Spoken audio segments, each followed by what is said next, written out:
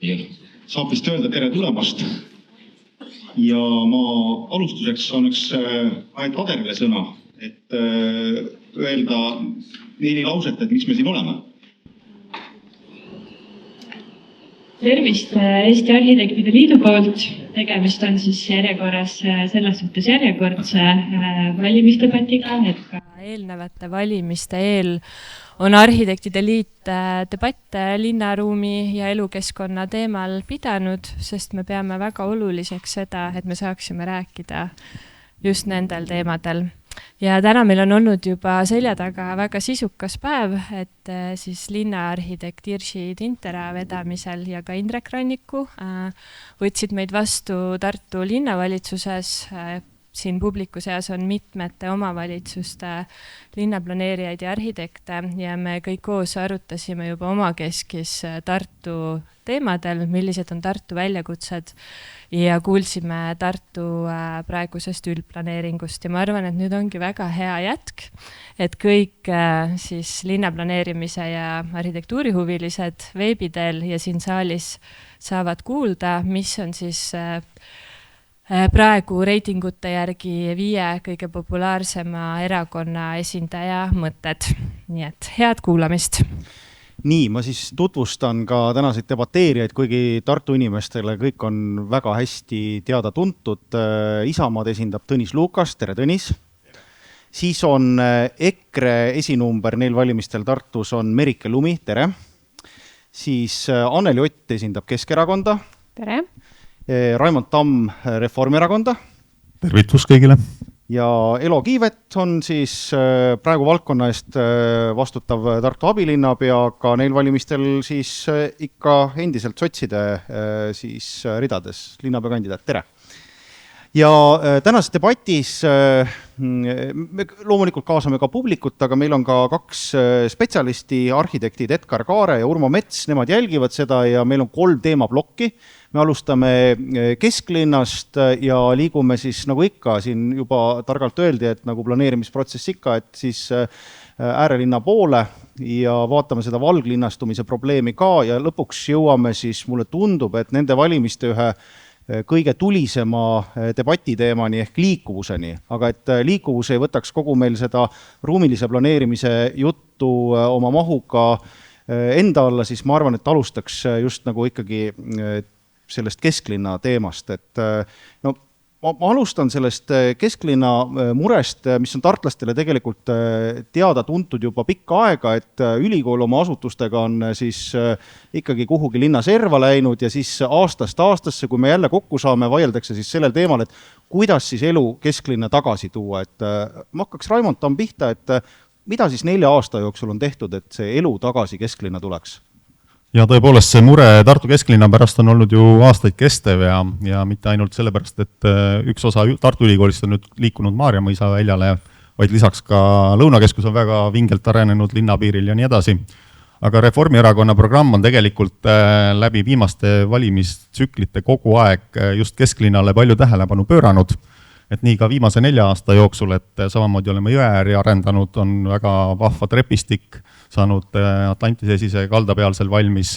Siuru tegevused on järk-järgult edasi liikunud, me oleme tõhusalt finiši poole teel, et Siuru juba 2029. aastal võiks taaskord kesklinna väga palju väärtust luua ja mitte ainult siis nii-öelda hoonena ja selle sisuga, vaid ka selle avaliku ruumiga, mis selle ümber on. Lisaks on juba tänaseks projekteerimine jõudnud lõpusirgele ka kaldapromenaadi osas, mis siis hakkab viima Karlova sadama suunas, et tulevikus hakkab ta siis pihta Rahusillast ja liigub kuni Karlova sadama, nii et tänasel päeval siis alates jalakäijate sillast, Turusillast liigub ta siis esimeses etapis kuni Karlova sadamani. Nii et sellised olulised arengud on käimas ja ma ütlen, et 5 aasta pärast Tartu kesklinn võrreldes tänasega näeb sootuks teistsugune välja, et lisaks need suured erasektori investeeringud, mis on siia piirkonda tulemas, et sellist arengut kesklinnas ei ole aastakümneid olnud, mis nüüd lähima 5 aasta jooksul saab olema ja minu arvates on see ülivinge ja kesklinna konkurentsivõime kindlasti palju-palju paraneb. Merike Lumi, kuidas EKRE vaates teile tundub, et on siis asjad liikunud paremuse suunas ja põhimõtteliselt olete sellega kõigega nõus, mida Raimond Tamm rääkis?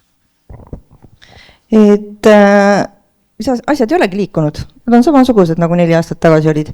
Aga jaa, meie leiame seda, et see park, kesklinna palk, et see on just see, mis toob inimesi, noori peresid kesklinna. Et ega tavalisel tööinimesel kesklinna tavaliselt asja ei ole. Linna ääres on hinnad odavamad ja kõik, mis tal elus vajalik, selle ta ostab kas Lõunakeskusest või Edenist või kuskilt sellisest. Linn on kallis ja linnas näeb, kui linnas kõndida rohkem välismaalasi. Muidugi välja arvatud siis, kui on näiteks laadad, kus inimesed tulevad, kelle nagu show'd või sellist lõbustust otsima. Need on erandkorrad üldiselt ikkagi. Kas jõululaadad või siis siin Maarjalaadad või siis sellised asjad. Aga need on toredad üritused, kus kõigile meeldib koos käia. Aga muidu kesklinn, Tartu inimesel, tema rahakott jääb järjest väiksemaks ja tal on järjest vähem linna asja. Tõnis Lukas, kui tihti teie satute kesklinna ja mis asju siin ajate? Ma olen praegu kesklinnas ja sattun, kui ma Tartus olen, siis ma olengi kesklinnas. Tallinnas eristatakse südalinna, kesklinna. Meil põhimõtteliselt ei eristata, vähemalt mitte formaalselt, aga mõeldakse tihti kesklinnast. Osa, kui räägib, mõtleb vanalinna osa tegelikult kesklinn on raudteeni välja ja seal on mitmeid oma moodi, oma saatusega ja oma vajadustega piirkondi tegelikult. Aga kui rääkida nüüd sellest vanalinna osast või südalinna osast, siis see on ju see koht, kus meil on mure mõnevõrra, et elu on siit välja tõmmatud, kuna kaubandus, ülikoolist oli juttu, aga mitmed funktsioonid, mis on südalinnaga muidu seotud olnud, ajaloos on kaugenenud ja elanikud ka ei taha väga siia tulla. Siis tegelikult üks variant ikkagi seda korterifondi tõepoolest mitte ainult üürikorteritena, vaid nii-öelda siin elavate inimeste jaoks teha ja tingimusi hoida on ikkagi ka võimalust parkida oma autosid, aga me tahaksime, mina isiklikult tahaksin tegelikult vanalinnast ja südalinnast autod üldse välja viia. Muidugi transport, teenindav transport jääb, aga selleks on vaja autoliiklus ümber vanalinna, et sujuks.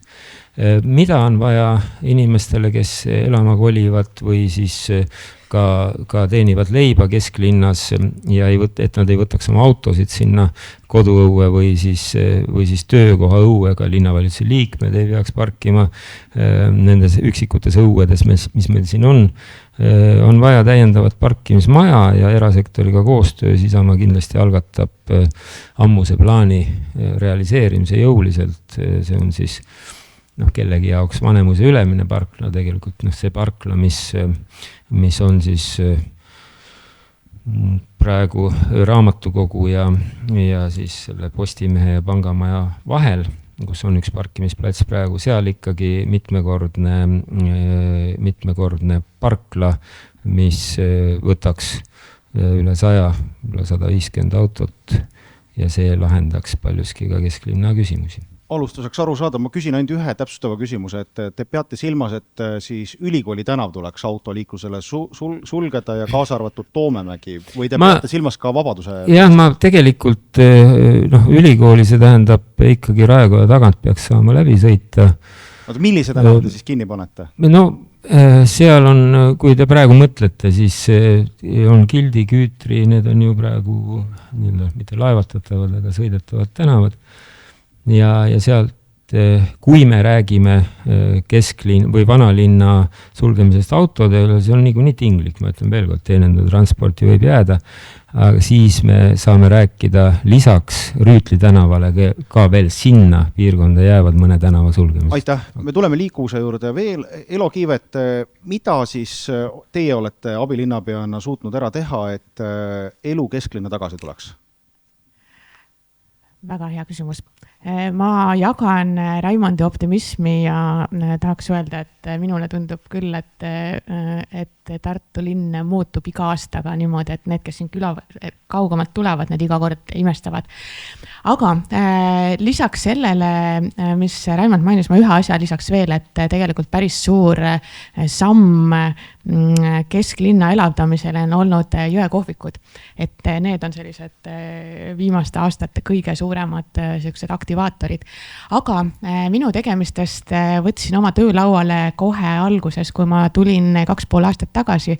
Abilinnapeaks suured planeeringud, Holmi kvartal, Sadama kvartal ja need mõlemad on lõpuks ometi algatatud, see kõlab nagu mitte midagi, aga võrreldes sellega, et nad väga pikalt on seisnud, siis mina olen hästi optimistlik, et need on need võtmekohad, millega me saame siia just nimelt seda mitmekesisust, et me saame siia äri, me saame siia elanikke. Ja lisaks loomulikult Siuru, et Siuru nii arhitektuurivõistlus rahvusvaheline kui siis see detailplaneering, mis nüüd sai kehtestatud, on ka tegelikult, ei ole küsimus ainult ühes kultuurikeskuses või muuseumile paremate ruumide tegemises, kuigi see on ka väga oluline, siis tänase nagu arutelu raames on tegelikult kõige olulisem see, et sellega ühe hoonega koos saab kogu linna süda täiesti uue näo ja uue teo ja lisaks sellele ma tahaksin veel öelda, et ta on selline küll pisikene samm, aga me teeme omalt poolt tegelikult kõik, mis me saame, et tekitada siia kesklinna nii-öelda positiivne koalitsioon Lõunakeskuse vastu, ehk siis, et me püüame toetada seda ärikeskust, kes meil siin täna on, see kolmik, Kaubamaja, kvartal ja Tasku. Ehk siis, et mina näen põhjust optimismi jätkumiseks. Anneli Ott, aga äkki ei peagi kesklinna tihendama, äkki ei pea kesklinna pärast muretsema, et tegelikult ju Tartu toimib ka niimoodi, nagu ta praegu toimib, et inimesed kohtuvadki nädalavahetusel Lõunakeskuses? Eks see jutt siin paljuski oli selline kauge kaunis tulevik, et tegelikult peaks ikkagi poliitikud mõtlema selle peale, kuidas täna ja kohe ja praegu neid probleeme lahendada ja miks me nendest probleemidest räägime, ega siis see ei ole mingi Tartu probleem. See on tegelikult kõikide enamus Euroopa linnade probleem täna, et kesklinnad ja vanalinnad kaotavad inimesi, ärid pannakse kinni, linna äärtes on suured marketid, poekeskused, kus inimesed käivad täpselt nagu sa ütlesid, Lõunakeskus. Ja nüüd me siis avastame, et ups, mis juhtus? Need on ju mingite otsuste tagajärjed. See ei juhtunud iseenesest. See on strateegilise planeerimise tagajärg. Nüüd me hakkame siis teisipidi strateegiliselt planeerima, et kuidas siis neid inimesi tagasi saada. Selle asemel, et kohe nagu mõistlikult mõelda. Ja ma arvan, et siin ongi nüüd üks see koht, et tõmbaks nüüd stopp ja ütleks, et meil on Tartu vanalinn see, mida me tahame elus hoida. Siuru, igal debatil räägime, Siuru ongi tore projekt, kõik tahavad uut maja, kõik tahavad ilusaid ruume endale töökohaks ja nii edasi. Mis seal on? Seal on raamatupood, seal on, ma ei tea, erinevad teenused, mis on lisaks veel nii-öelda ainult Siuru või kultuurikeskusele. Ja mis me teeme? Me tegelikult toome veel rohkem sellest päris südamest elu välja. Siuru toob veel rohkem ja ei ole 4 aasta jooksul siin mingit uut pilti, usu mind, siin on see, heal juhul on see keskliin üles kaevatud ja see on see kogu pilt. Me jõuame 4 aastaga siin veel kuhugi. Ja siis ongi nagu see, et ärme nagu lõhu ära seda, mida veel täna annab hoida. Ja vanalinna saab hoida täna niimoodi, et ma olen ühtepidi nagu Tõnisega nõus, et ega see autode nagu kesklinna tassimine või lubamine ei ole hea, aga midagi ei ole teha. Väikeärid töötavad selle pealt, et inimesel on mugav sinna jõuda.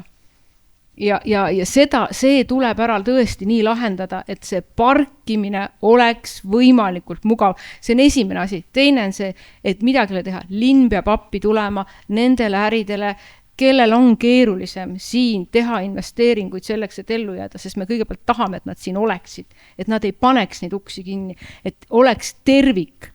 Parkimine võimalikult mugav, mis see tähendab, et raeplats autodele? No jah, me võime ironiseerida, aga reaalsus on see, et mina käin Tartus palju jalgsi ja autoga, mina ei ole jalgrattur, ma sõidan eriti bussiga, mulle meeldib ka vanalinnas jalutada, aga tõesti ongi see, et ma pean ma tahaks selle auto saada enam-vähem normaalsesse kohta, et ma ikka 5-10 minutiga jõuaksin sinna sihtpunkti, eks ju. Ja see on vaja ära lahendada, et need tasud oleks mõistlikud ja arusaadavad, sest Tartu probleem on see, et need on väga erinevad ja inimesed ei leia nagu üles seda õiget. Ütleme, jah, kesklinn ei ole, aga näiteks Maarjamõisa piirkond on küll selline, et me peame ka oma külaliste suhtes olema lugupidavad. Hoiame hobuseid, liikumise juurde, et me tuleme, aga siis Raimond Tamme, kaevate siis kesklinna üles ja järgmised 4 aastat põhimõtteliselt nii ongi. Ja ma tahtsin öelda kiire repliigi, et Anneli kindlasti mõtles seda, et kui Keskerakond on võimul, siis 4 aastat ei juhtu mitte midagi, aga mina kinnitan, et kui Reformierakond on võimul, siis kindlasti 4-5 aasta pärast keegi Tartu kesklinna ära ei tunne, et see on hoopis teistsugune, nii et siin läheb suurteks ehitusteks mitte ainult linna poolt, vaid ka erasektori poolt, et kinnitan, et areng on väga kiire, mis siin olema saab. Siurust me täna pikemalt rääkima ei hakka, sest mulle tundub, et see oli peamiselt eelmiste valimiste teema, aga ma siiski küsin ära, sest tehniliselt on alati kõik võimalik, et kas siin leidub mõni poliitiline jõud, kes ütleb, et Siurule tõmbame tõesti siis kässari peale rahvakeeli ja nii jääb. Merike Lumi. Meie ei ole, meile meeldivad ikkagi pargid, seda enam, kui me vaatame, et kuidas inimestel on järjest rohkem raske ja nii ilus on vaadata, kui noored saaksid oma peredega olla just nimelt kesklinna pargis. Seal on mänguväljakud, nad on valgustatud, nad on hoolitsetud ja pere tuleb ja ongi seal ja meie oleme Siuru vastu. Anneli Ott, Keskerakond? Me ei ole Siuru vastu, aga me oleme hetkel küll seda meelt, et Eesti majanduslik olukord, inimeste majanduslik olukord on selline, et linn peab siin prioriteedid paika saama ja kahjuks see projekt on rohkem toreduslik kui majanduslikult linna arengut toetav. Tegelikult ma just seda pidasingi silmas, et just eriti praegu, sest ma räägin, inimestel on väga raske praegu. Aga 10 aasta pärast on see veel kallim? Ma ei tea, mis on 10 aasta pärast, mõtleme siis, aga praegusel hetkel on ikkagi inimestel toidukorv, inimesed kaotavad töö, väike ettevõtted järjest kinni, toidukorv tõuseb, me ju teame seda, et me oleme praktiliselt kõige kõrgema toidukorviga juba kogu Euroopa Liidus, et mis me siin üldse räägime, et aga sissetulekuid ju ei ole. Elo ja Raimondi puhul ma kujutan ette, et te ei ole Siuru vastu, te muidu ei saaks seda tööd teha, kus te praegu olete. Tõnis Lukas, ma saan aru, et Isamaa on linnavalitsuses, olete täiega Siuru poolt või on jällegi need agad? No ma saan aru, et eeldus on nüüd nii, et saab intriigi ja et kui sa ütled aga, siis see on juba iseenesest halb. Et jah, me oleme Siuru planeerimisest osa võtnud ja sellega seoses loomulikult me läheme sellega edasi. Jätkuvalt on ju tõepoolest see küsimus, mida esitavad kõik, kui linnapea ütleb, et 92 miljonit ja mitte sentigi rohkem, siis on see optimistlik ja see leiab rõõmsalt sellist poolehoidvat kahinat. Kui mina ütleksin seda, et siis vaatame funktsioonid üle ja võib-olla planeerime ka sisemiselt, võib-olla ka väljaspoolt mõned iludused maha ja mõned unistused, siis tundub see nagu Siuru vastu töötamine, eks. No tegelikult on see sama sõnum, et kui me jõuame realiseerimisele lähedale, siis on tõepoolest 2 tõehetke. Esiteks otsustamine selle pealt arvutuslik lihtsalt, et kas ehitusindeks annab meile nende summadega välja või mitte. Kui me oleme jõudnud, meil natuke pikeneb võib-olla protsess ka arheoloogiliste kaevamiste tõttu, aga teine moment on ikkagi otsus peale ehitushanke läbiviimist. Et see, kui siin räägitakse, et mitmejärgulisest ehitamist edasi, see tuleb otsustada varem kui ehitushange, aga ma ütlen, et siis läheb asi ju veel kallimaks lõppkokkuvõttes, ega see asi ei parane. Nii et jah, me peame olema võimelised üle vaatama seda hoone funktsionaalsust, et need põhilised asjad, miks ta on tehtud ja mis on linnale vaja, saaksid sinna ikkagi tehtud ja me oleme Siuru poolt. Aus oleks ka siis Raimondile ja Elole anda 2 sõna Siuru kohta, et kui tõesti peaks selguma, et see hoone läheb oluliselt kallimaks, mis see sotside positsioon on? Ma teen 2 repliiki varasema küsimusele ja siis tulen siia tagasi. Väga õiged märksõnad olid selles, et kesklinna ettevõtteid tuleb toetada, aga täna me teame rahvusvaheliste uuringute ja kogemuste ja Eesti kogemuse puhul samamoodi, et kõige olulisem nii-öelda tegur, mis aitab ettevõtetel õitseda, on see, et jalakäijate ruum peab olema seal lähedal mõnus, et nad saavad sinna linnaruumi laieneda. Ja teine asi see, et kui siin arvati, et võiks toetada ettevõtlust, siis tõesti täna on südalinnas linnale kuuluvaid nii-öelda kinnistuid ja hooneid osasid ka, mida me saamegi niimoodi täpselt kureerida, et mis sinna tuleb. Tulen Siuru juurde tagasi. Minu jaoks on väga hämmastav kuulda, et selline konservatiivsem tiib nimetab Siurut toredusprojektiks, et hoone, mille ankrud on Tartu Kunstimuuseum ja Tartu Linna Raamatukogu, ehk siis mis tagavad sõna otseses mõttes Eesti rahvuse kultuuri püsimise ajast aega ja toovad meie kunsti ja kultuuri nii-öelda püünele, et seda nimetada toredusprojektiks on teie suust natukene irooniline. Aga mis puudutab eelarvet, siis kui siin mainiti, et vaatame uuesti projekti üle, siis kui ehitushange on tehtud, siis selgelt on see hetk liiga hilja. Ja me oleme täna seda projekti planeerinud algusest peale niimoodi, et me monitoorime seda eelarvet väga-väga tihedalt ja topeltkontrolliga. Ehk siis projekteerijad on kohustatud kõikides projekti etappides esitama eelarve väga-väga täpselt, väga paljude ridade kaupa. Ja samamoodi me teeme ise sinna kõrvale kontroll eelarvet, ehk siis me vaatame seda kogu aeg jooksvalt ja selle mõte on see, et meil ei tekiks üllatusi. Ja üks mõte ja teine mõte on see, et me saame vaadata, et kui peaks selles uues eelarve seisust tekkima mingisugune seis, siis me näeme sealt tabelist, et mis kaudu me saame seda eelarvet vähendada, sest tavaliselt kiputakse arvama, et ühte hoonet teha odavamaks on hästi lihtne, võtame korruse maha ja ongi kõik jube hästi, aga see valem tegelikult ei ole nii ühekülgne. Raimond Tamm, mis see Reformierakonna põhimõte on? Ja, et eks meil on linnavalitsuses sama põhimõte, mida Elo natuke kirjeldas juba siin, aga üldiselt on meil eelarvestrateegiaga väga selged piirid ees, et meil ei ole võimalik panna näiteks, ma ei tea, 15-20 miljonit kuidagi moodi rohkem Siurusse, et sellist asja lihtsalt ei ole olemas, et meil ei ole selleks raha. Meil on ka see toetussumma teada, mis me riigi poolt saame, et selles võtmes loomulikult need piirid on ees, aga süsteem toimib nii, nagu Elo kirjeldas, et sellega tegeletakse jooksvalt, mitte nii, et peale hanget avastatakse, et üllatust, et nüüd läks nii kalliks, et seda ei saa kindlasti endale lubada. Ja teine asi, et tõesti, et tegemist on ühe kõige suurema külastatavusega objektiga Tartu linnas, kui me räägime raamatukogust, et karta, et kuidagi moodi Siuru on mingi, ma ei tea, toreduslik või iluprojekt, et ei ole, et see puudutab väga paljusid linlasi ja selleks, et luua raamatukogule head tingimused, luua kunstimuuseumile head tingimused, et see on, ma arvan, meie kõigi au ja ülesanne. Lukas, teil oli mingi remark? Jah, ma tahan lihtsalt öelda, et kui ma räägin ruumiprogrammi ülevaatamisest, siis ma ikkagi tean, millest ma räägin. Mul on vastavad kogemused olemas, näiteks Eesti Rahva Muuseumi puhul, kus ka, ütleme, kõik need dilemmad olid nii konkursi kui projekteerimise kui ka ehitamise ajal üleval ja kus muudeti ruumiprogrammi ja muudeti ka materjale ja jooksvalt, nii et seda saab teha loomulikult, nii et jääks kavandatud raamidesse eelarve. Aga üllatusteks peab mingil määral alati valmis olema, selleks on puhvrid ka olemas, küllap saab.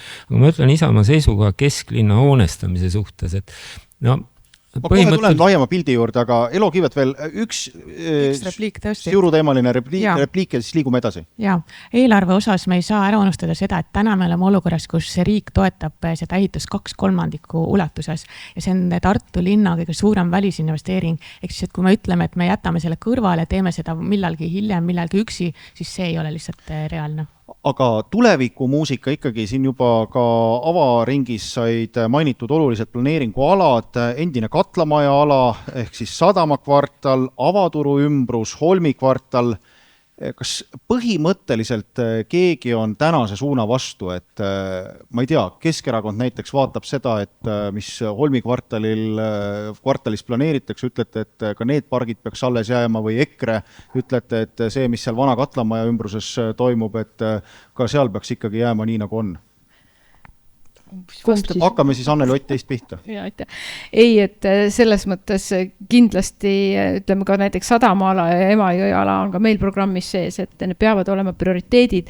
Meie jaoks on küsimus täna see, et kes see pahalane, kus laual see seal linnavalitsuses istub, et kõik need planeeringud Tartus nii kaua aega võtavad, et kui me ka oma programmi kokku panime, siis põhiteema, mida Tartu puhul, ja ma ütlen, et ma olen öelnud ka seda juba, imelik on neid debatte nii palju, et on väga palju tuleb just see teema, et Tartus on planeeringute ajaline nagu rakendamine kuidagi väga-väga aeglane. Võrdlete Tallinnaga? Ei, ma mõtlen naabervaldadega, eks ju. Et ma saan aru, linnaruum ongi keerulisem, rohkem kooskõlastus ja kõike muud, aga see sama Sadamaala, see sama Emajõeala turu teema, no lähme sinna turule, olgem ausad, no ei ole Tartule kohane see turg, no ei ole . Ja ma arvan, et need ongi need kohad, kus peab tegelikult nagu tegutsema ja kiiresti, kus tuleb majanduslikku kasu.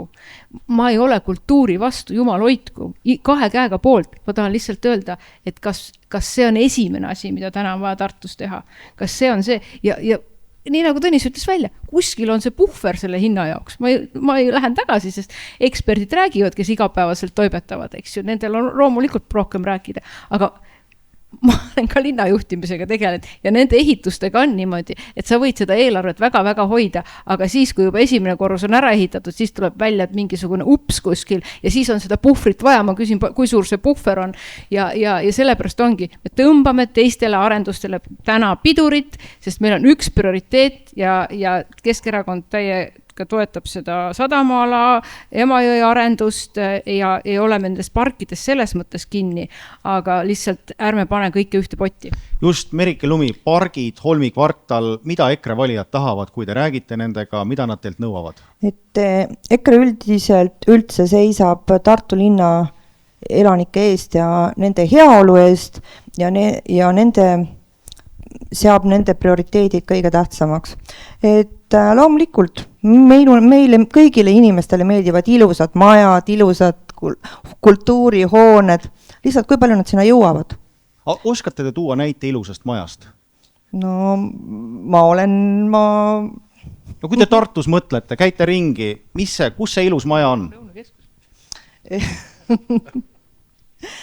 Minule meeldib tegelikult selline vana kultuur väga ja näiteks see on väljast väga ilus maja, seest vajab natuke remonti, aga tegelikult on see väga ilus maja. Nii, aga siis ma saan aru, need Holmi kvartalid ja nii edasi, kas need võivad planeeringualana edasi jääda või te ühel hetkel ikkagi ütlete, et seal võiks see park olla ja lasta olla, tartlased armastavad neid looduskauneid kohti? No Emajõe äär peab olema nüüd küll kõikidele nagu kättesaadav, et kõik võivad seal jalutada ja kõik võivad seal olla.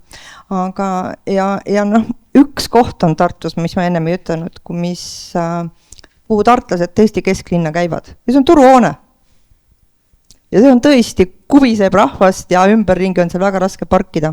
Nii et, aga muidugi turuhoone peaks on oluline, aga turg võib muidugi olla ka linna ääres, et ega see turg ei pea olema kesklinnas, et selles suhtes see ongi nagu õigem planeeringu ja jaotamine nagu selles suhtes, jah. Tõnis Lukas, kus on turu asukoht, mida teha Holmi kvartaliga ja mis selle vana katlamaja planeeringuga teha? Ma saan aru, et ega turu asukoha muutust keegi EKRE pakkus, et võib olla ka linnast eemal? Või südalinnast eemal? Seda turgu tegelikult on solgutatud siin paar korda ja ega kohas ei ole küsimus, on selge, et turg vajab rekonstrueerimist ja kui me turu teemat hakkaksime rääkima, kui arhitektide liit on sellest huvitatud, siis... Ja avaturg, ma saan aru. Jah, aga ma siis hinnapoliitikast ja kõigest sellest bokside rentimisest ei hakka rääkima. Ma piirdun siis sellega, et see tuleb rekonstrueerida, mingit kontseptuaalset muutust sisuliselt on vaja, aga eks ta peaks jääma ikkagi sellesse piirkonda. Meil ei ole Statoili rahasid praegu ka võtta, et teda teise kohta nihutada, nagu tollal oli võimalus.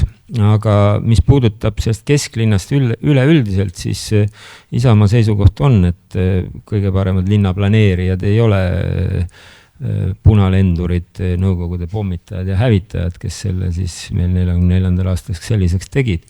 Et selle tõttu kesklinna piirkonna, kui me võtame ka laiemalt, mitte vanalinna, vaid päris laiemalt, siis seal on meil reserve siiski on, mida ehitada, kuhu ehitada, nii et ja küllap leiab ka asenduskoha või kohad laste mänguväljakuteks ja tegelikult ma olen ka kesklinna laiemas mõttes elanik, ma veedan siin palju aega.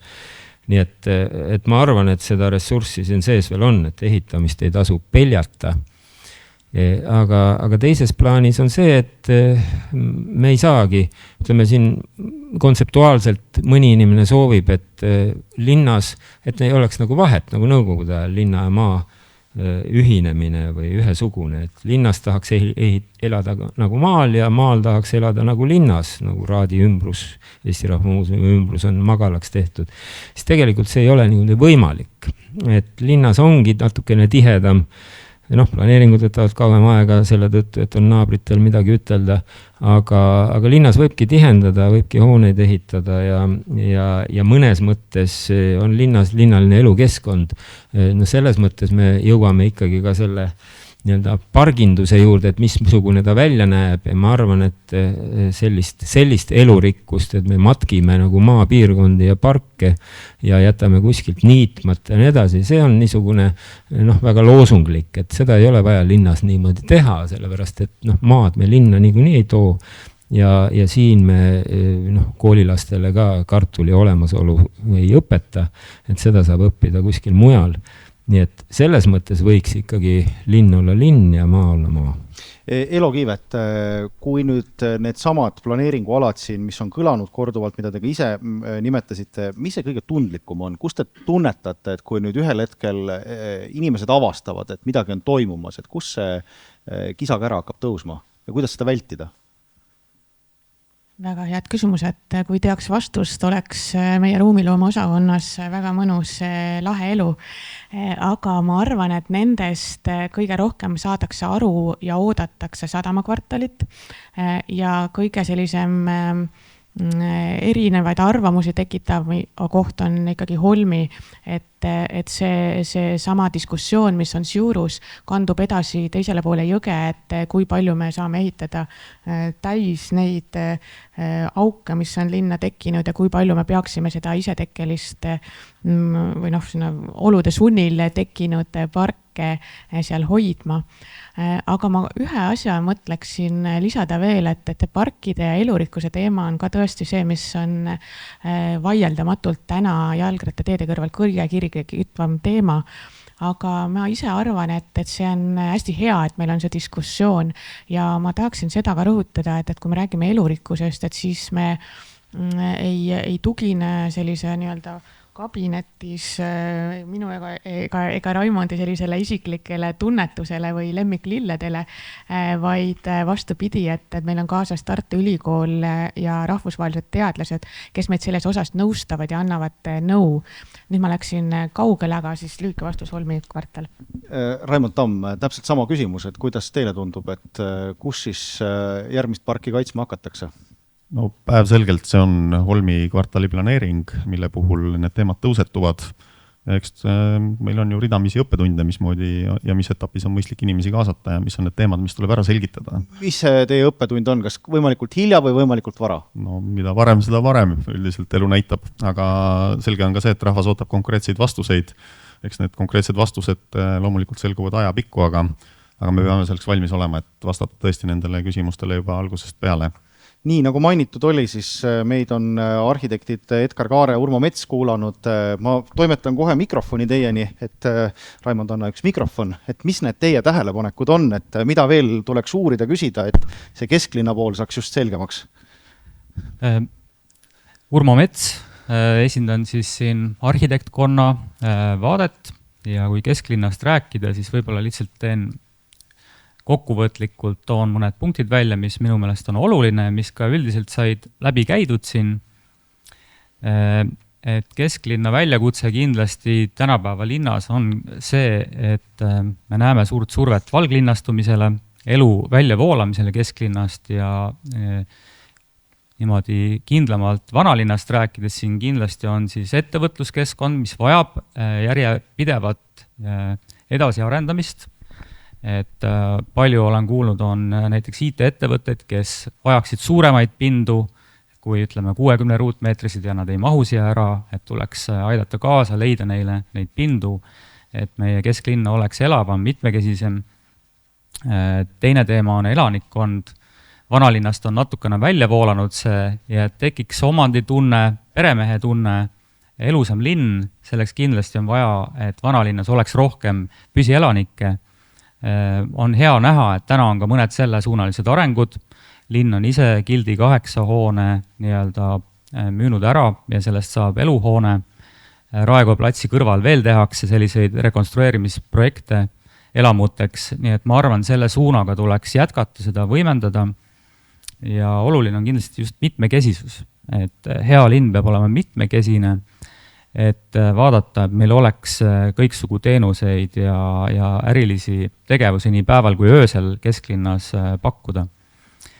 Kui niimoodi laiemalt vaadata kesklinnast natukene eemale, aga kesklinnaga seotult, siis mis on oluline, et planeerida ka kergliiklust äärelinna osadest teadlikult, et ühendused oleks sidusamad ja paremad.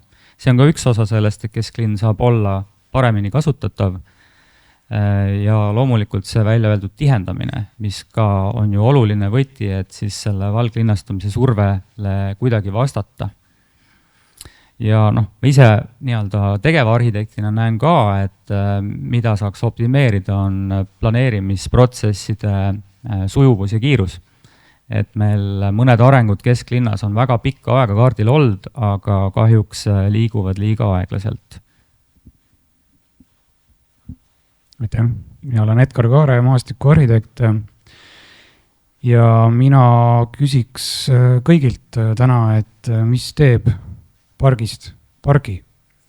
Et see on siin juba mitmel korral tõstatatud seoses kesklinna piirkonna järeltihendamisega, paratamatult rohealade arvelt mingil määral siis seda ilmselt teha tuleb.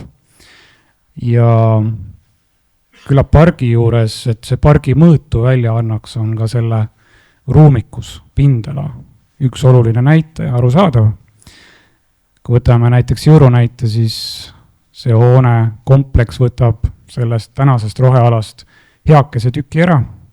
Kas see on kolmandik, natuke rohkem, kuid peaks küsima, aga mida me vastu saame? Kas me siis selle ülejäänud pargi osas saame selle pargi sisu osas mingisugust uut kvaliteeti, mis võib-olla summa summarumist teeb sellest pargist palju rohkem parki kui see, mis ta täna on, kus, mis seal teha saab kuivajalaga kõndida ja pingil istuda. Ja seda teemat võiks ju laiendada üldse Tartu piirkonna haljasaladele parkidele, kus see kipubki olema selline põhiprogramm pargis, et tal on oluline roheefekt, elurikkuse poolt saab seal täiendada, see on oluline, kuid ikkagi küsime uuesti, et mis teeb Tartu parkidest just need hästi külastatavad, tegevusrohked, hea puhkeväärtusega rohealad, et kas siin on meil auväärt valitavatel võib-olla mõni kindel nägemus juba, et alati see ruutmeetrite arv ei ole üldse mitte määrav. Aitäh. Nii, Tõnis Lukas, mitu puud siis on pargis?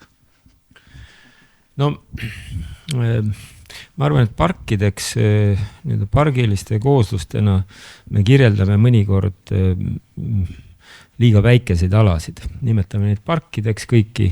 No, küll kesklinna park on praegu pargi mahtu ja selles mul nüüd küll muret ei ole, ma arvan, see osa, mis sealt alles jääb, jätkab pargina ja sinna on planeeritud ka sinna nii-öelda sidusa alana pargi ja hoone, Siuru hoone vahele on planeeritud ka nagu piisavalt niisuguseid tegevusi, atraktsioone ja kõigile sobivat. Aga mis nii et kui te küsite, milline park, siis mul on niisugune tunne, et inglise stiilis nagu metsikumad pargid sobivad linna äärealadele ja neid tuleb seal kindlasti hoida. Kesklinnas need, mida võib-olla parkideks vähe nimetada, aga mingid alad, näiteks see Vanemuise ja Kaubamaja vahel, ta võiks olla no võib-olla palju on nimetatud Prantsuse stiilis park, aga mitte niisugune metsik park, minu meelest. Südalinna piirkonnas ei pruugiks matkida sellist Inglise parki või mõisaparki või mingit suurt ala kogu selles liigirikkuses. Ma arvan, seda liigirikkust saab esile kutsuda või hoida ka linna teistes piirkondades. Tahab keegi veel parkide teemal selle õige vastuse? Ma kiiresti annaks kommentaari, et tõesti üks asi, mis mind ka võib-olla kõige rohkem hämmastab, kui ma käin mujal riikides parkides ja Tartu parkides, et inimesed ei taha Tartu parkides pikemalt koha peal väga viibida. Et see on nagu üks asi, millega me peaksime minu arvates tegelema, et on see siis läbi piknikualade, on see läbi selle, et see tõesti see esteetika, mis seal parkides on, et see on tänasest parem, sest elurikkuse üks põhimuresid, mida välja tuuakse, on see, et ta mingil hetkel on ilus, ühel hetkel enam ei ole ilus. Ehk siis see, et see õigeaegne hooldus ja kõik see, mis sinna juurde käib, et see esteetiline pool, aga just, et kuidas saada inimesed parkidesse, sest need on kõige suurema puhkeväärtusega alad meil üldse ju tegelikult Tartu linnas ja on see siis mänguväljakute rajamine, on see spordivahendite paigutamine parkidesse, aga tõesti, et kuidas tuua inimesed parkidesse ja mitte ainult selleks, et nad sealt läbi kõnniksid, vaid et nad seal ka koha peal oleksid. Merike Lumi, millist parki te tahate? Jaa, et Kesklinna park on väga ilus park, et tõesti ta peaks olema hooldatud ja valgustatud, et ei tekiks selliseid nurgataguseid, kuhu kurikaelad võivad ennast nagu peita. Mul on nii vana inimene küll, et mina mäletan küll varem, kui palju inimesi tegelikult selles Kesklinna pargis vanasti ikkagi oli. Ja ka teda võiks täiendada, et seal võiks nagu piknike korraldada ja sellised väiksed isegi kioskid olla, kus saaks limonaadi osta või jäätist osta. Et minu silmades mulle väga meeldib, Tartus meil ei ole üldse selliseid parke. Ma arvan, et Tartus ei peagi olema selliseid action parke, et need võiksid olla kusagil nagu linnast väljas või linna ääres. Et ka linna ääres elavad inimesed, kes tahavad ka, inimestel on tegelikult ikkagi kiire, nad peavad ikka väga palju tööd tegema, et nad hakkama saaksid ja oma lapsi saaksid koolitada ja sellepärast nad tihti peale võib-olla kõik tõesti Kesklinna parki nagu ei jõuagi. Anneli ja siis Elo ja siis lähme parkide juurest äärelinna. Jaa, et mina toetan ka seda, et park peab olema ilus, esteetiline, korras, et ma just üks päev jalutasin seal Vanemuise ja Kaubamaja vahelist parki täpselt nagu vaatasin ja mõtlesin, mis asi see siin on, nagu, mis siin nagu toimub, eks ju, et sellist mis puud selle ilusa pargi teevad? On need kastanid? Mitte puud, vaid see, et sul see peenar on korras, et sa saad aru, mis asi seal kasvab, eks sa naudid seda, puud on mingisuguse vormiga, istumisalad on nii, et kui sa istud seal, siis sa saad nautida mingisugust vaadet ja park saab olla ka selline, kuidas ma ütlen, hariduslik keskkond. Väga paljudes Euroopa parkides on ju see, et sa lähed sinna, sul on sildid juures, kas seal on erinev taimestik, kas seal on erinevad puud, seal on erinevad infotahvlid sitikate, satikate loomade kohta, eks ju. Te räägite botaanikaaiast? Enam-vähem, jah. Heinamaad me kasvatame, mis seal siis enam on ju. Ma tahangi lihtsalt öelda, kui me võtame ühe idee pähe ja hakkame seda nagu katsetama, siis kuhu me lõpuks välja jõuame. Nii et mina ütlen, et hoiame selgroogu, hoiame oma kultuuri, oma väärtusi, ärme lähe mingisuguse ideega kuskilt kaugelt kaasa. Eesti on nii pisike, meil on nii palju seda rohelist ja loodust igal pool. Me ei ela kuskil paneelmajade vahel. Meil ei ole vaja seda džunglit keset Tartu linna kasvatada. Selle teema lõpetuseks, Elo, kui suure üllatusena, kui te Tartusse tulite ja te avastasite, et tartlased on pargiusku, kui suure üllatusena see tuli? See ei tulnud mulle üllatusena, sest ma olen Tartust pärit ja kogu aeg seda saanud kõrvalt vaadata. Aga mulle väga meeldis kuulata neid mõtteid, millega ma saan paljude asjadega nõustuda, muuhulgas, et Anneli Ott tõi välja, et võiks olla silte, siis see on tegelikult üks elurikkuse projekti kõige olulisem külg, et me oleme see hariduslik projekt, sest meil enam ei tunne lapsed neid taime, mida meie tunneme ja mida nad võiksid tunda. Aga mulle tundub, et selle diskussiooni selline põhirõhk on sellele, et kui me ütleme park, siis inimestel hästi kiiresti tuleb see pilt ette, mis on selline Kadrioru park või selline nagu Lossi park. Aga see, et tegelikult park võib olla äärmiselt erinev ja see ei pea olema alati selline muru ja puu ja siis ringikujuline lillepeenar. Aga ehk siis, et see mitmekesisus on hästi-hästi oluline, mida siin ka Urmo tõi välja, et ka nii-öelda looduslikus plaanis. Aga kõikide parkide juures, millega ma veel tahan nõustuda nende mõtetega, mis siin enne kõlasid, on see, et tõesti, et pargi kasutamine on äärmiselt oluline. Lisaks inimestele kasutavad seda parki ka kõik need muud pisimutukad, linnud ja maa all elavad organismid, aga see, et ka see inimorganism õpiks seda parki kasutama, mina näen, et see muutub, aga see võiks olla julgem ja see läheb tagasi ringiga selleni, et me oleme harjunud, et see park tähendab sukest lossi aeda ja lossi aes muru peal ei ole lubatud kõndida, kõik on keelatud. Aga nüüd me tahame just vastupidi inimesi kutsuda üles, et tulge, võtke sõbrad kaasa, grillige, me püüame teha tõesti need varjualuseid, et ka vihmaga on tegelikult õues olla hea ja ka lumega võib minna piknikule, et sellist nagu katsetamisjulgust rohkem teha ja see on elurikkuse üks positiivsemaid külgi. Tõnis, ma saan aru, te olete nagu spordikommentaator, tahate selle ringi kokku võtta? Et jah, muru peal kõndimise vastu mul pole ka midagi, ainult see Panemuisi ja Tallinna Ülikooli vaheline park või niinimetatud park või roheala, seal ei saa muru peal kõndida, sest seal on hein on ikkagi rinnuni. Et see ei ole see, aga kui me räägime piknikualadest, siis üks piknikuala, mis on Tartus võetud kasutusele, palun öelge, kus see on? Pirogovi park. See on tegelikult ju olemuslikult piknikuala. Ta on antud nii-öelda alkoholi tarbimise luba vist 92. aastast või kunagi päris 90-ndatest üliõpilastele.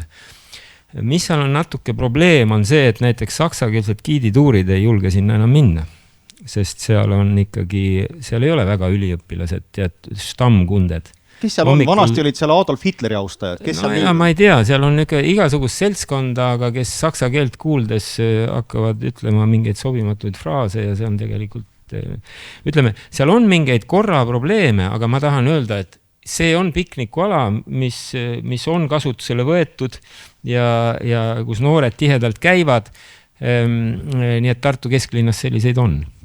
Nii, teeme niimoodi, et läheme nüüd äärelinna, et kui mõelda sellele, et kus inimesed elavad, nagu me saime teada, kesklinnas elab vähe inimesi, tuleks juurde tuua, aga kuidas siis parandada nende inimeste eluolu, kes elavad Annelinnas või siis nendes teistes populaarsetes magalarajoonides ja see meie Tartu magala on ju tegelikult väljunud juba Tartu linna piirest, et ka ümberkaudsed vallad, kus inimesed elavad, käivad Tartus tööl, et mida teie erakond plaanib siis teha selleks, et parandada ka seal seda ruumilist planeerimist, et peatada see valglinnastumine, et me jõuame kohe varsti jälle liikuvuse juurde, et siis seda sama sundrännet oleks vähem. Hakkame siit pihta, Elo. Sellele küsimusele on hästi raske vastata ilma liikuvuseta, sellepärast, et see on see, mis seob need kokku omavahel. Kas liikuvus on tagajärg? Ei, vastupidi, ma tahan... Aga inimesed ju ei koli sellepärast ära, et nad tahavad autoga sõita. Jaa, aga see lahendus ongi see, et kui küsimus oli see, et kuidas need siduda rohkem linnaga, siis siin on üks lahendus, on liikuvus. Et me need tõstame autost välja mingi muu transpordivahendi peale, et see on ühistransport, see on rattaringlus, see on, või siis Annelinnas juba see, et tuua see lähemale, et tegelikult saab ka jala liikuda mingitesse kohtadesse. Et ma arvan, et see on selline meeletult keeruline küsimus, kui me räägime valglinnastumisest. Ma ootan huviga, mis saab üleriigilisest planeeringust, et kas sellest tuleb mingi abivahend, mida omavalitsused saavad kasutada, sest see on selline, kus linna enda käed jäävad tegelikult lühikeseks. Aga mida sotsiaaldemokraadid sellel teemal mõtlevad, on see, et see sama suur Tartu mõte, millest me oleme tegelikult juba väga-väga ammu rääkinud, ta nüüd tõuseb ja kaob see teema, et see teema võtta uuesti päevakorrale sellisel moel, et mille kaudu me saame need piirkonnad kokku siduda. Et mis meil on, tekitab probleeme, on täpselt nii see liikumine, et kuidas me saame ühistranspordi linnas ja linna valdades, naabervaldades ühendada, kuidas me saame ettevõtteid või seda nii-öelda seda mitmekesisust tihendada, et seda sundliikumist oleks vähem. Lasteaiad, koolid täpselt samamoodi, et kas nad paiknevad õigetes kohtades, aga tegelikult me unistame ka sellest, mis on selline valimisprogramm on unistamise koht, eks ole. Sellest, et me tegelikult võiksime ka need halduspiirid üle vaadata, sellepärast, et me täna näeme, et see on üks probleemi koht, et ei saa olla niimoodi, et me planeerime siin vaiba peal ühesugust, siis tuleb see joon ja siis tuleb siin mingi täiesti teine maailm ja täna need ei ole omavahel koos. Ehk siis me näeme, et need peaksid olema sellised, kus saaks rohkem mõjutada, aga selleks me vajame tööriistu. Raimond, Reformierakonna silmis, mis on probleemi tuum ja millised on lahendused? No probleemi tuum on tegelikult see, et tänane Eesti halduskorraldus soosib valglinnastumist. Paraku see nii on ja see, et iga omavalitsus võitleb suurema elanike arvu nimel, et saada endale rohkem elanikke, nii-öelda vahendeid valimata, et püütakse küll teha head koostööd nende negatiivsete kõrvalmõjude likvideerimisel, ehk just see, et kui on juba need asumid sinna siis nii-öelda piiri taha tekkinud. Te olete näiteks Kambja reformierakondlastele öelnud, et lõpetage selle elukeskkonna loomine, et kõik tartlased tahavad kuidagi sinna. No siis seda vallavalitsust enam tagasi ei valita ka vaata, kui nad midagi ei tee selle, ei arenda neid elamualasid, tavaliselt see elu nii käib. Et kõik seisavad selle eest, et nende valla territooriumil elamualad areneksid, laieneksid ja pärast siis ollakse valmis linnaga koostööd tegema, et tõesti seda liikuvuse teemat lahendada, haridussüsteemi koha pealt väljakutseid lahendada, et selge on see, et ka sealt lapsed käivad linna kooli, väga sageli ka linna lasteaedadesse käiakse, mida aasta edasi seda rohkem käiakse, et gümnaasiumi puhul juba märkimisväärselt suur hulk liigub ka naaberomavalitsusest linna, et siis see koostöövalmidus on väga suur, aga tõesti, et kui sellist ülevalt poolt mingit asjalikku üldist koordinatsiooni ei teki nagu omavalitsuste üleselt, et tänase maakonnaplaneering on ka nagu naljanumber ju selles mõttes, et mingit väga tuge sealt ei tule, et see peab ikkagi olema siuke nagu koordineeritud tsentraalsem lähenemine, et muidu seda probleemistikku ära ei lahenda, sest paraku on Eestis ju ka see, et meil on valdav osa maast on eraomandis ja see, et sa ütled nüüd eraomanikule, et tead, et tegelikult käib elu nii, me hakkame linna südamest väljapoole planeerima ja siis need ehitavad, kelle maa on seal linna südamele lähemal ja sina, kes oled nüüd seal piiri juures, et sa ootad, kuni need siin ära ehitavad ja siis hakkad sina ehitama. Kujutate ette, täna tegelikult Eestis siuke asi ei ole võimalik ja see eraomand on nii püha ja puutumatu, et sa pead talle selle võimaluse andma arenguks. Et nii see probleemistik täna meil siin kujuneb. Anneli Ott, kuidas siis hoida inimesi linnas, et nad ei peaks Kurepallu kolima? No tegelikult ma arvan, et see valglinnastumine nagu selline väljend, ma ei tea, kui see tulnud on, aga see on natukene vägivaldne selles mõttes, et tegelikult on see lihtsalt loomulik areng. Ja see ei ole nagu mingisugune, see ei ole nagu mingi põhjus, vaid see on tagajärg. Ja Tartu puhul on see tagajärg see, millest me alustasime, ongi see, et meil on siin 4 aastat seisavad elamipindade planeeringud, mis ei liigu ei ühele ega teisele poole. Ja samas on vald, kes suudab neid planeeringuid realiseerida. Ja loomulikult, kui siin valmistusime uhkelt turniiriks või selleks mälumänguks, siis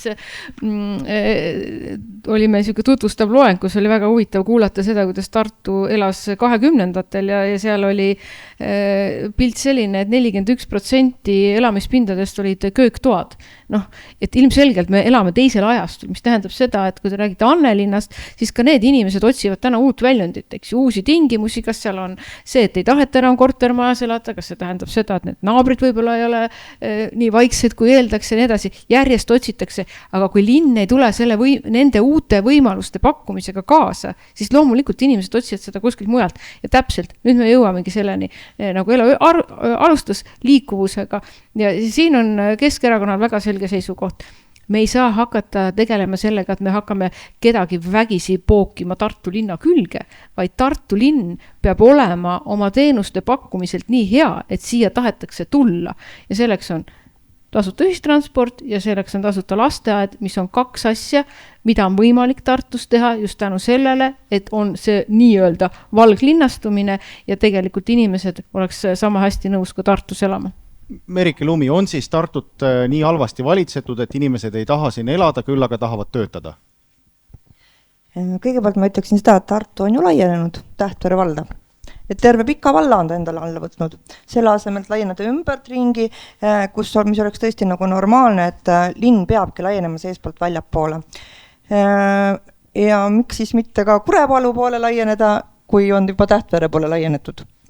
Et loomulikult on üks asi ka transport, et kui inimesed tunnevad, et mul on siin jääb kitsaks, näiteks Annelinnas, siis ta lihtsalt hakkab kuskile väljapoole otsima Noh, mõned inimesed lähevad sinna tihedasse linna äärde sinna nendesse, kus neil on seal ka samamoodi mingi 500 ruutu on maad ja siis hakkavad kaevama, et lehmad ammuvad. No see tuleb ikka läbi mõelda.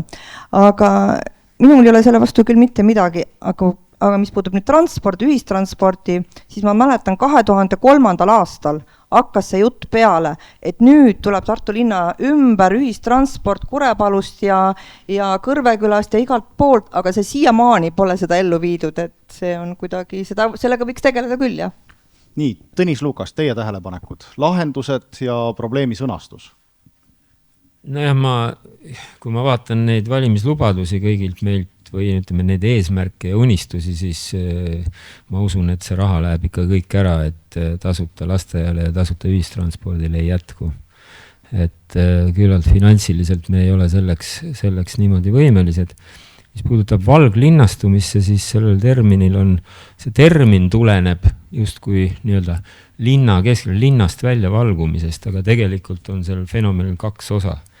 Üks on linnast välja kolimine, aga teine on kaugematest piirkondadest. Inimesed ei jaksa veel linna korterit osta, aga tahavad linnalist keskkonda, linna tööl käia ja kolivad linna ümbritsevatesse valdadesse, näiteks Missost ja Ridalast ja igalt poolt mujalt. Nii et sinna linna piiri taha tõmbab inimesi nendesse kinnisvaraprojektidesse mõlemalt poolt, nii linnast äraminek kui ka kaugemalt tulek ja eks seal hind on konkureeriv sellise, või ütleme siis odavam projekte teha, ei ole nii palju kooskõlastusi, ei veni nii palju juba loomulikust, et ei ole nii palju naabreid ja kõik need niisugused asjad. Ma arvan, et meie jaoks muidugi selline praegune olukord ei ole rahuldav. Tartu linna eelarve on Tartu linnas 3. kliinikumi ja ülikooli järel on seda kogu aeg olnud ja on jätkuvalt ja tegelikult me tartlased elavad väljaspool Tartu linna piire. Nii et see eelarveliselt me peame igal juhul mõjutama ühtepidi riigipoliitikat nii palju, et see haldusreform edasi läheks, aga teistpidi ma nüüd selle ERMi ümbruse, aga neid kogemusi mujal ka natukene selle pealt ütlen, et mulle juriidiliselt on see asi siin nüansse juurde tulnud, aga praegu on niimoodi, et me leppisime kokku, et vallaga koos seda ERMi ümbrust arendatakse. 2 kilomeetrit Raekojast, see on sisuliselt linn, aga arendatakse niimoodi, seal teenused, sotsiaalmaa, seal olid spaad, hotellid, jäähallid, muud niisugused asjad, et see ei ole ainult magala. Ja linn saab naabri üldplaneeringu puhul teha arvamusi ja ettepanekuid, aga üldplaneeringu muutmise puhul ei saa. Vald muutis seda kokkulepet ja siis ei olnud linnal enam midagi kaasa rääkida ja on tekkinud negatiivne üldpilt. Mis liikuvust ma hästi lühidalt ütlen? Ma arvan, et me siin on 2 otsaga asi. Me ei pea olema esimesed pealepressijad nende liinidega sinna, et elage jah, seal kaugel küll, makske makse mujal, aga me veame teile kõik need bussiliinid ja värgid, et tundke ennast nagu elaksite kesklinnas.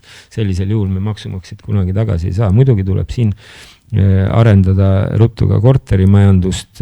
Annelinna pärast pole mõtet väga peljata, seal on siiski, kui keegi välja kolib, siis üürib, üliõpilased tahavad, nii edasi, seal ei ole väga palju tühje kortereid, aga liikuma peavad linna, ütleme, kuna need linlased elavad mujal ja kuna nad viivad oma lapsi erinevatesse kohtadesse, tahavad teenuseid, siis tegelikult peab olema ka autodega, ühistranspordi kõrval ka autodega võimalik kõiki neid tuiksooni pidi. Me oleme keskus ja me peame laskma rahulikult ka autovoogudel linnast läbi liikuda.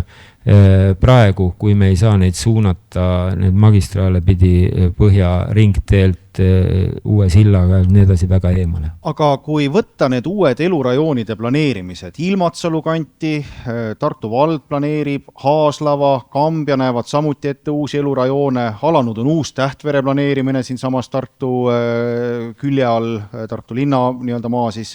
kas on võimalik kuidagi regioonipõhiselt kokku leppida, et praegu kui vaadata seda, siis mulle tundub, et justkui terve Võru või Valga plaanitakse siia Tartusse ümber asustada, aga et tegelikult ju seda massi ei ole, et isegi kui Annelinnast siis inimesed hakkavad lahkuma, et kas ei ole selline ressursi otstarbetu kasutamine, et kõik tegelevad planeerimisega, aga tegelikult seda kõike justkui ei ole vaja, et Raimond, kuidas sellele lõpp teha? Ja, et ma ütleks hästi lühikese repliigiga sellele eelnevale jutule, et mis teeb selle olukorra eriti absurdseks on ju tegelikult see, et Tartu elukeskkonda peetakse ju väga heaks, et inimestele väga meeldib Tartus elada, et need, kes siin elavad, nad on meie rahulolu uuringutes seda korduvalt kinnitanud, et tegelikult on Tartu väga hea elukeskkonnaga, ehk siis selle taha midagi ei jää. Aga nad elavadki Tartus, ainult et Tartu piiri taga. Et samamoodi, mida me teame, on ju see, et 70% meie lähivaldade elanikest kasutab Tartut igapäevaselt. Ühel või teisel põhjusel. Ehk siis see on väga suur osakaal, kes sealt siia liigub. Eks see nagu motivatsioon tegelikult linnas elada võiks olla väga kõrge. Väga hea elukeskkond, väga palju põhjuseid siin olla.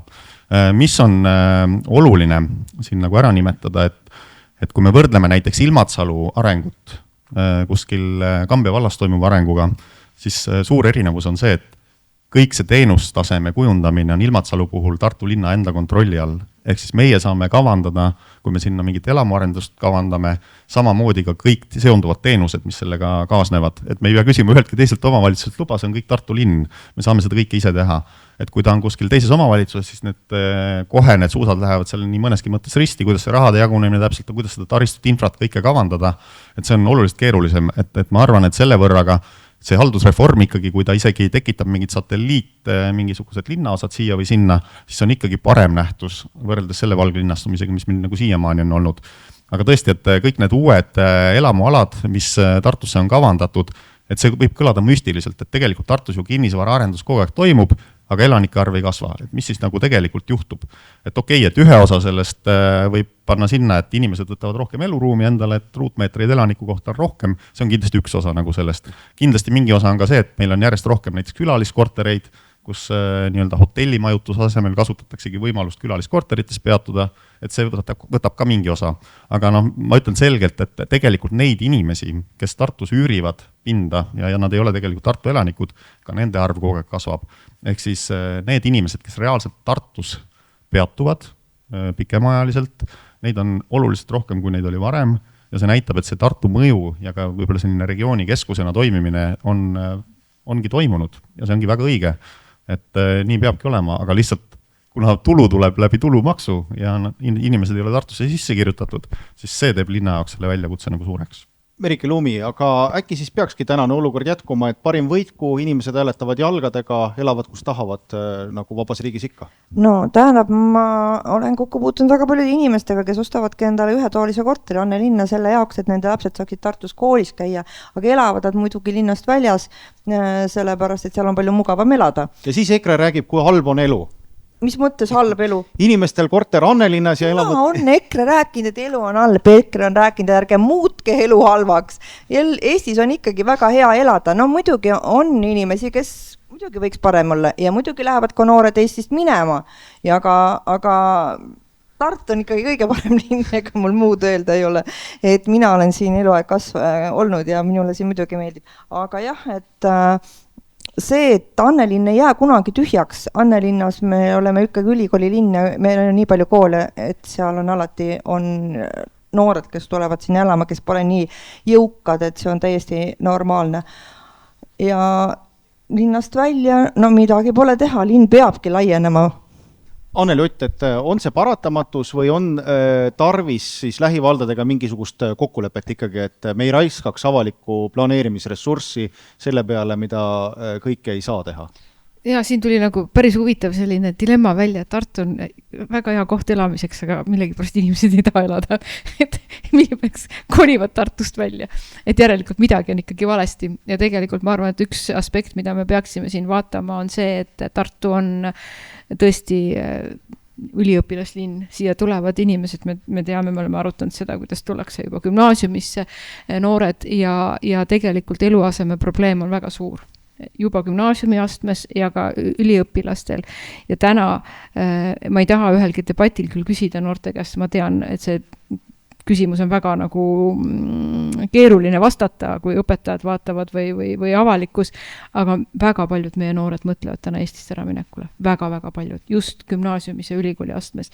Ja nüüd ongi see koht, et kui Tartu ei lahenda seda probleemi ära, et on võimalik saada hakkama siin niimoodi, et sul on töökoht ja sa saad selle sissetuleku eest endale eluaseme, siis see ei muutu. Siis ei hakka Tartu linna elanike arv kasvama. Täna on niimoodi, et kui sa tahad Tartus saada ikkagi normaalset korterit, siis see on 175 000 eurot. Eks ju. Et meil ei ole täna Tartus neid elamispindasid, need planeeringud seisavad, valdades neid ehitatakse ja midagi öelda, ega kui see lasteaia kohatasu, ja ma saan aru, et me ei tee seda homme ja ühe päevaga, aga see võib olla üks moment, kui tahetakse ikkagi seda sissekirjutust Tartusse saada. Kui see kohatasu läheb selliseks, et kui sul on 2 või 3 last, siis tegelikult see on väga suure mõjuga igakuisele eelarvele. Nii et see on tegelikult tõsine mõttekoht ja see ei ole lihtsalt niisama õhku visatud loosung. Nii et alustame sellest, et noored peavad leidma endale võimaluse siin eluase soetada. Erika, öelge see replik. Jaa, ma tahtsin seda ütelda, et tegelikult Tartu linna ümbruses elavad Tartu inimesed, kes peavadki ennast ikkagi edasi Tartu inimesteks. Ja nad on selle Tartuga harjunud, et see ei ole niimoodi, et lihtsalt jäi mingi koha pealt kitsaks ja nad tahavad, et nende lapsed käivad siin koolis ja nende elu kestab ikkagi siin edasi. Teenuseid tahavad Tartust, aga raha viivad Kambja valda või Jarno Lauri juurde Tartu valda. Et Elo Kiivet, kas te usute, et piltlikult öeldes selle sama Jarnoga on võimalik asju kokku leppida, et ärgu planeerigu üle? Või tegelikult tunnistate, et Jarno võitleb Tartu valla eest? Ma arvan, et Jarnoga saaks igasugu häid asju kokku leppida. Ta on Tartu linnas välja koolitatud linna planeerima ja selles mõttes väga tubli. Ja nüüd võttis selle tarkuse ja läks Tartu valda. Täpselt nii. Ja tänu sellele Tartu vald on teistest naabervaldadest palju paremas seisus. Aga kui tulla tagasi selle alguse juurde, et kas saab pöörata ringi, siis mina ütlen, et selles mõttes ei saa. Et täna tegelevad kõik omavalitsused nii-öelda võidurelvastumisega, et kes saab rohkem, kes saab kiiremini elanikke ja nii ta on. Ja see tähendabki seda, et kuna meil rohkem hoobasid ei ole, siis me saame seda sama nii-öelda relva kasutada, ehk siis, et meie planeerimegi oma suuri arendusalasid just nimelt sellepärast, et pakkuda alternatiive, pakkuda valikuvõimalusi.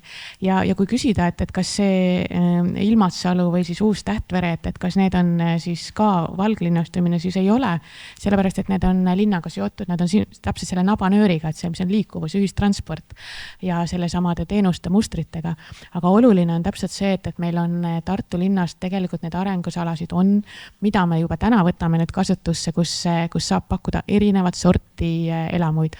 Aga selle juures on see teine häda, mida ka Raimond mainis, et kuni meil on täna selline õigusruum, et meie eraomanikule saame väga vähe ette kirjutada, siis tegelikult me omavalitsusena tahaksime palju rohkem sekkuda ka sellesse, et millised need eluruumid on.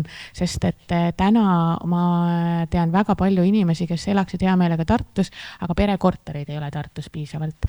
Ja ehitataksegi siis neid pisikesi ühetoalisi, neid tuleb meeletus koguses. Õppisin see nädal uue sõna, selle nimi on hobikorter, mis tähendab siis ilmselt väljaüürimikorter, väga tore väljend. Tõnis Lukas, jääb siis Tartu lõpuks rikastele linnakodanikele, kes saavad pursuidena elada Tähtveres, Karlovas, Tammelinnas ja siis kõik need teised inimesed, kellel nii palju raha ei ole, kolivad siis kusagile põllule? No mingil määral ongi, ma ei tea, siis linnas või kesklinnas elamine, see on igal pool nii, et korterid on natukene kallimad kui siis äärelinnas või eemal. Et see paratamatult nii on, aga kahtlemata inimesed nüüd sel ajal vahetavad, kolivad ja kui üks pere elab. Nüüd ongi küsimus selles, et kas see valglinnastunud seltskond, kui nad lapsed päris suureks saavad, teevad oma otsused teisiti ja tahavad linna tagasi kolida, et mis siis saab nendest ümbritsevatest piirkondadest, keda me siis sinna pumpama hakkame. Raske öelda. Muidugi hinnad jäävad mõnevõrra erinevaks, sest planeeringu ehitustingimused, kõik on natukene kallimad siin kesklinnas, jääb nii. Aga me peame siin võimalusi tekitama. Muide, ma ütlen veel kord, et Tartu linn ei arenenud, nii et me oleme tegelikult sellest Nõukogude lennuväe lõksus siiamaani. Tartu linn ei arenenud sinna suunda, sellepärast, et seal oli Nõukogude lennuväli. Ja need alad on Tartu linnalt selle tõttu ära võetud, nad arvestati maakonna koosseisu, kuna nad ei olnud Tartu linn, ei olnud sinna poole läinud, ja me oleme kaotanud selle ala arenguks sellepärast, aga kasutame Ilmatsalut siis, jah, tõesti, mingem ka ise sinna elama. Nii, vahepeal siis Edgar ja Urmo, teie tähelepanekud ja remargid ja võib-olla ka mõni küsimus. Tervitan siis ka siin vaatajaid kaamera taga, ekraani taga, et kui siin debatis kõlas nüüd mõtteid, et valglinnastumine ongi okei ja linn võibki seest väljapoole laieneda, siis tuletaks meelde, miks me üldse sellest probleemina räägime äärelinnastumisest ju eelkõige selle tõttu, et sellel on negatiivsed mõjud meile kõigile. Olgu see siis ebamõistlik ressursikasutus, mis läheb transpordile, et me pendelliikumisena liigume kesklinna ja äärelinna vahet, tekitame ummikuid, mis mõjuvad negatiivselt meie siis liikuvusele, tervisele seekaudu, meie rahakotile. Ja tänapäevase linnaplaneerimise eesmärk ikka peaks olema planeerida elukeskkond ja linnu niimoodi, et seda saaks tehtud võimalikult optimaalse energiakuluga. Ja selge on ka see, et me ei saa valglinnastumist niimoodi nupust lihtsalt alla keerata, eriti just kohaliku omavalitsuse tegude kaudu. Selleks ei ole piisavalt hoobasid ja siin me näemegi, et riik peaks meile oma regulatsioonidega appi tulema. Me näeme, et Maa- ja Ruumiamet täna tegeleb selle teemaga, et üleriigiline planeering hakkab siis valglinnastumist piirama.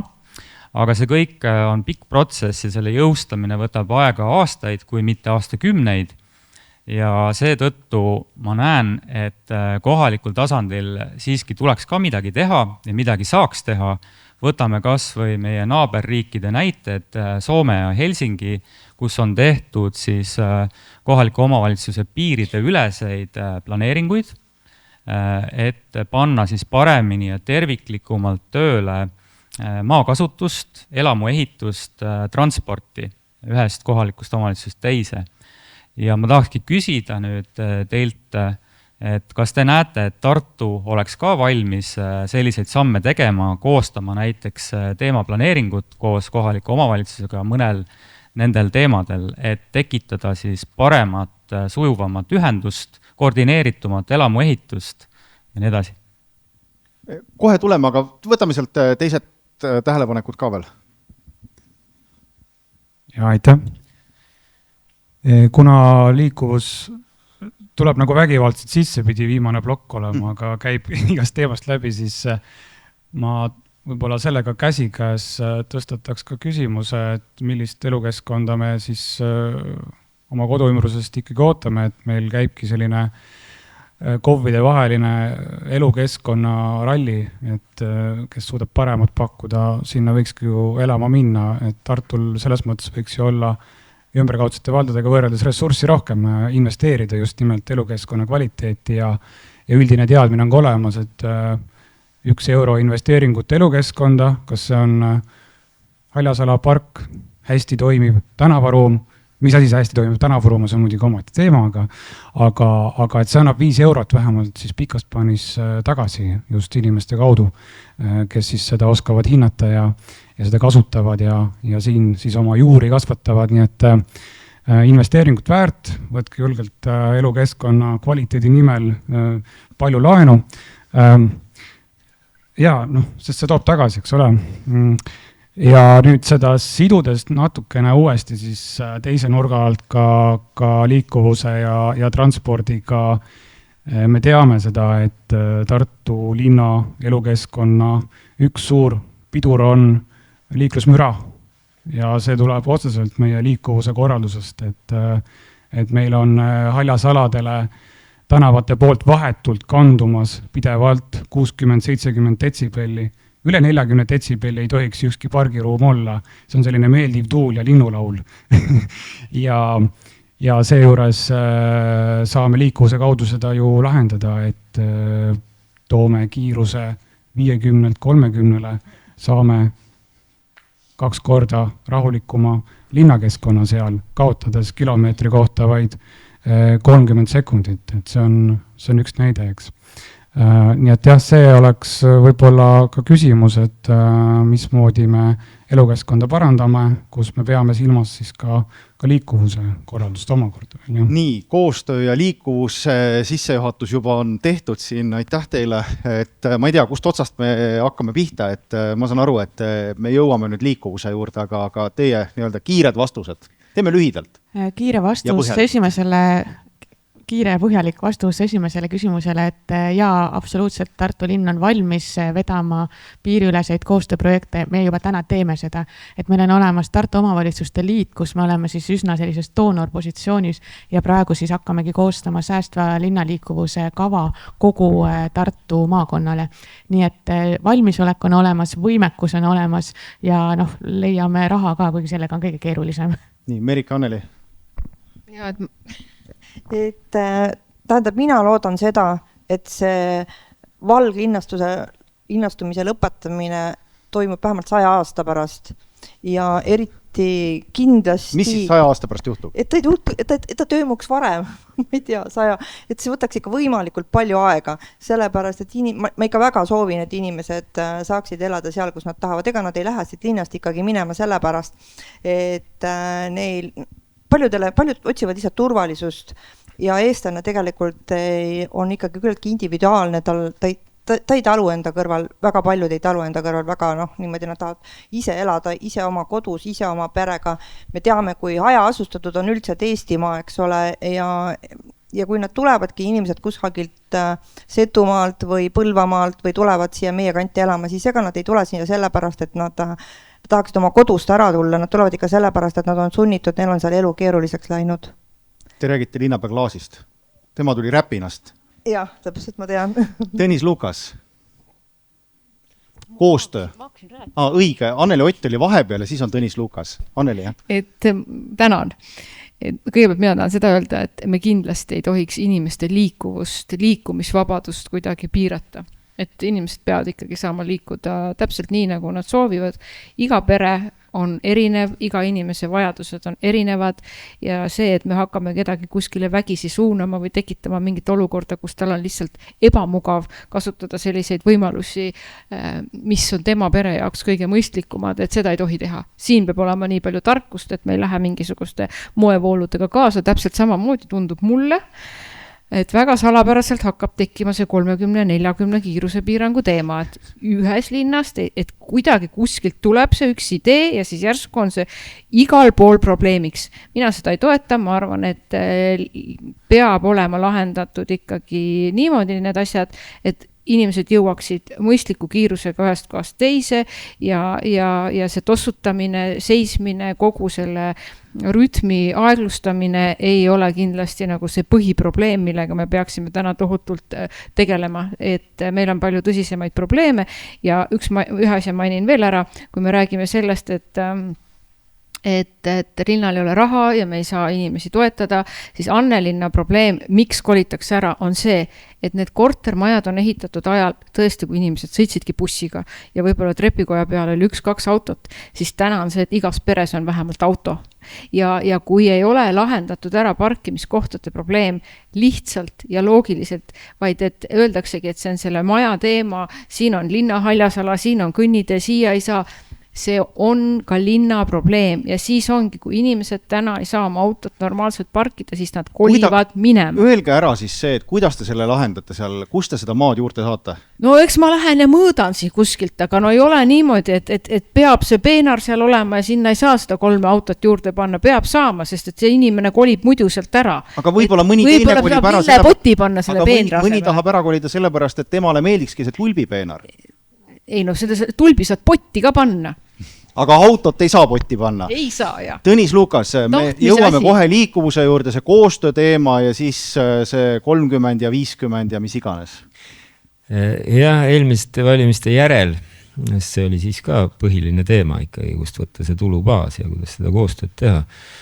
Siiski me käisime Urmas Klaasiga 8 viisakusvisiitidel kõigil vallajuhtide juures ja sondeerisime pinda, kas nad tahaks meiega ühineda. noh, põhimõtteliselt niisugust kiiret ühinemist ei olnud nende valijad neile nagu nõuks andnud ja selle tõttu seda ei ole siiamaani toimunud, aga tõepoolest väga hea, kui nende asjadega edasi minnakse, sest see nii-öelda Suur-Tartu, ma ei mõtle mitte meie poolt vaadates, et me peame teise leivakoti kohe tühjaks sööma, aga noh, Suur-Tartu, kõik saavad aru, mis ma mõtlen. Projekt, sellega tuleb kindlasti edasi minna, sest see on reaalsus. Mis puudutab linna osades ka erinevat elustiili ja erinevaid valikuid, siis inimesed ongi kesklinnas elavad inimesed soovivad, vanalinnas soovivad ühte asja, kesklinnas teid, mida me peame liigutama, tegema haridusvõrgu, lasteaedavõrgu vastavalt selliseid teenuseid planeerima, ega see ei ole ühe aastaga, aga vastavalt, kuidas inimesed liiguvad, et neil oleks igal pool saada. Samas, kes võttis eilsest mälumängust osa? No, te teate, et Inglismaal võeti 1902. aastal kasutusele termin aedlinn. Et meil on ka aedlinnad. Aedlinnade elu on hoopis teistsugune. Eks? Ja ongi, osa elab seal, osa elab kesklinnas, osa elab päris äärelinnas, osa elab vannalinnas. Tihti on need ka vabad valikud selle keskkonna järgi. Me ei saa igal pool ühtlustada, et igal pool on täpselt ühesugused reeglid. Elagu igal pool inimesed ühte moodi ja ühesuguse ka müratasemega. Muidugi, seda peab ühtlustama, aga me ei saa võtta niimoodi, et me hakkame näiteks ütleme, parke täis ehitama selle tõttu, et meie siin kesklinna parkides ei suuda sellise müratasemega olla, sest mõõtmised näitavad. Või siis me ütleme, et me teeme 30-50 või 30-40-seid kiiruspiiranguid arvestamata, et meil on funktsioon. Meilt sõidavadki läbi ka lastega pered, ka muud, mõned elavad aedlinnas, sõidavad muu stiilis rattaga, väga tore, aga mõnedki on paljude kohtade vahel päeva jooksul peavad liikuma, nad sõidavad siit läbi. Me ei saa seda hakata väga takistama. Nii et ma arvan, et selliseid ettekujutusi, et meie oma sfääris, me mõtlesime ka, et iga üks käib muuseumis. 18% Eesti elanikest käivad muuseumis, me elame omas mullis, teie ka natukene omas mullis, kõik 100% inimesi me ei saa kõiki neid õnnelikuks teha, nii nagu ei ole õnnestunud ka demokraatiat viia kõigisse maailma riikidesse täpselt meie kujul. Nii et tõenäoliselt on siiski neid inimesi, kes vajavad autotransporti ka tulevikus põhimagistraalidel ja lihtsalt neid takistama hakata, ma ei tea, kas on alati, vaatame teised vahendid ennem üle. Aga teeme siis selle asja selgeks, et hakkame Raimond Tamm teist pihta, et kas Tartusse oleks vaja rohkem neid 30 alasid, et või kogu Tartu tuleks panna tiksuma 30 rütmis, et mis see Reformierakonna positsioon on? Ja ma kohe jõuan piirkiiruseni ka, aga enne ütlen, et tõesti, et naaberomavalitsustega meil tegelikult see koostöö täna toimib ja nagu ma ka oma sissejuhatavas sõnavõtus ütlesin, siis tegelikult negatiivsete kõrvalmõjudega on kõik omavalitsused valmis siin tegelema ja koostööd tegema. Aga selles osas koostööd, nüüd näiteks me lepiksime kokku, et sa täna sinna ei kavanda lihtsalt uut elamuala, et ära üldse seda planeeringut algatagi, et sellist kokkulepet on oluliselt keerulisem saavutada. Et see, et me arutame, milline see planeering on, seda me kõike saame teha, aga see ei tähenda seda, et see valglinnastumine ei toimu, et ta toimub ikkagi sellest sõltumatult, et me seda koostööd teeme. Aga piirkiiruse juurde tulles, et piirkiirus ei ole tegelikult müra vähendamisel kõige tõhusam abivahend. Et piirkiirus, tõesti, kui me räägime linna kiirustest 50, 40, 30, et seal see vahe on väga väike, et see ei anna väga suurt efekti. Küll aga piirkiirus on ülioluline liiklusohutuse seisukohalt. Et see, et kui palju sul on traagilisi õnnetusi 30 km/h tunnikiiruse juures versus 50, seal on meeletu vahe. Nii, ja Reformierakonna valija, mida ta teadma peaks? Kohe räägin, jah. Meil saab aeg varsti läbi. Okay. Et ühesõnaga, täna on meie seisukoht selgelt see, et elamu piirkondade sees on vaja piirkiirused viia allapoole, ehk siis see 30 km tunnis, nagu meil on Karlovas, Supilinnas, et see on ülimõistlik ja nii peabki olema. Riia tänaval, mis te teete? Riia tänavast ka kohe räägin, et me südalinnas on nüüd järgmine teema, et kesklinnas peaks olema ka seal, kus on rohkem jalakäijad, kergiliiklejaid, peaks olema piirkiirused madalamad. Ehk siis ka sellepärast meil on kesklinnas 30 juba üsna erinevatel tänavatel levinud. Kui me räägime nendest põhimagistraalidest nagu Riia tänav, Turu tänav, et seal me räägime täna niimoodi, et Riia tänaval see esimene südalinna poolne ots oleks 30 km tunnis ja edasi oleks 40 km tunnis. Et ta nagu muudab sellel hetkel, kui ta südalinna piirist väljub, muutub ka see piirkiirus. Turu tänava puhul me räägime täna 40 kilomeetrist tunnis, et kõik nad on alla 50 juba, Sõprusilla puhul samamoodi 40 kilomeetrit tunnis, aga ma ütlen, et see on enne kõike liiklusohutuslik eesmärk. Nii, võtame sotsid, mis see teie printsiip on, et kiirused alla ja kui palju alla?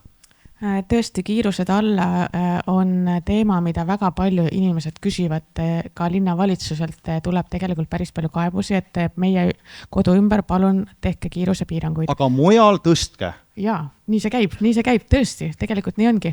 Aga mida see näitab? See näitab seda, et inimesed tahavad madalamaid kiirkiirusi, sest see näitab, et nad saavad aru sellest, et mis muutuse see kaasa toob. Nii et sotside jaoks tõesti see on oluline teema, sest liiklusohutus, siiski müra, kõik need muud saastad, mis sellega kaasnevad.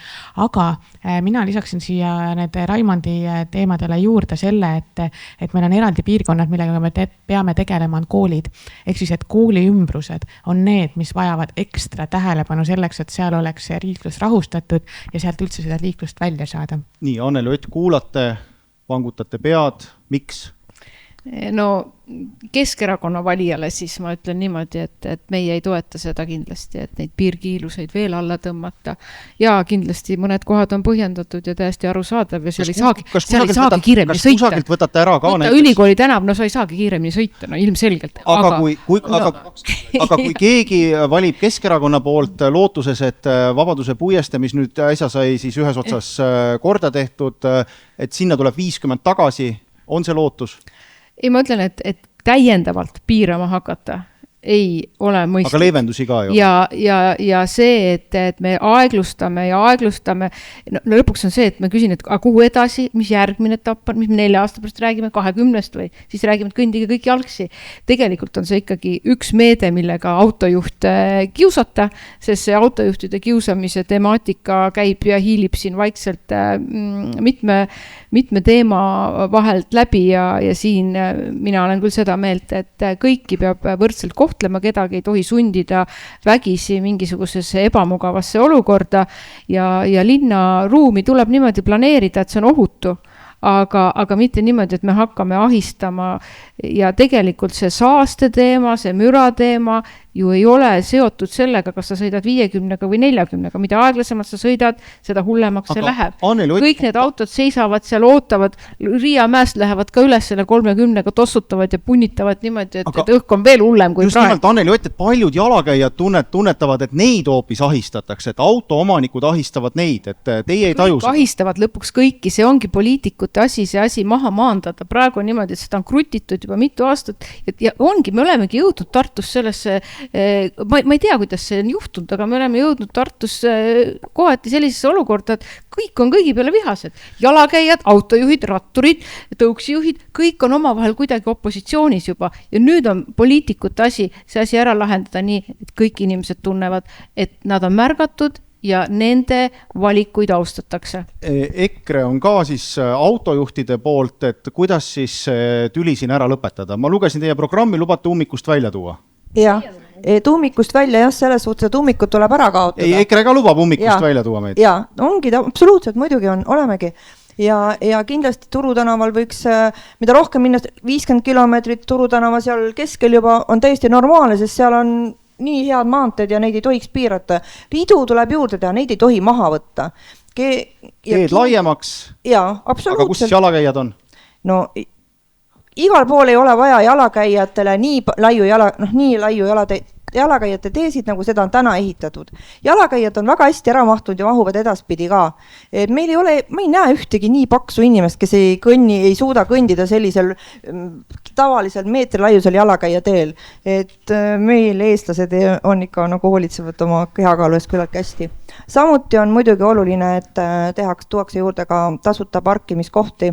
Eriti kõige olulisem on see Maarja mõisa juures, et seal on mõni teinekord läheb inimesel seal ikka terve, hommikul tuleb ja hilis õhtul läheb välja ja ta on haige inimene, ta on igatepidi niigi nagu kehvas seisus rahaliselt, kui tal lähevad kallid rohud ja kõik, ja siis see parkimistasud on veel niivõrd kõrged, et sellised lahendused tuleb kindlasti leida, aga kuhu on võimalik ikkagi jälle uuesti teha tasuta parkimisi, ülilaiade jalakäijate teede arvel, siis sinna tuleks neid juurde teha, no võiks ka näiteks, miks mitte, nagu vanasti pargiti nagu ühe rattaga kõnnitee peal, miks mitte, meie oleme selle poolt. Tõnis Lukas, kuidas see vastuolu lahendada, et kuidas siis oleks linnas hea nii jalakäijatel kui autojuhtidel, kuidas vähendada müra, aga samas mitte siis alandada kiiruseid, et andke nõu?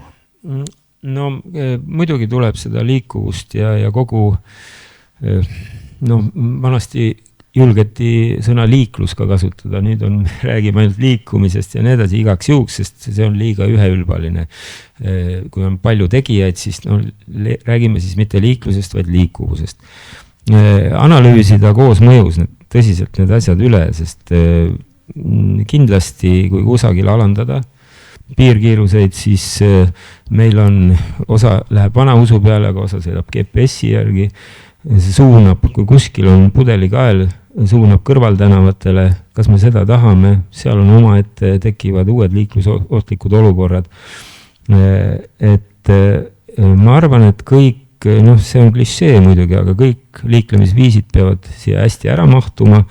Ma arvan, et natuke, siin on euroraha ja siis me siin kesklinna piirkonnas oleme ka põhimagistraalidele teinud need jalgrattateed mõlemale poole.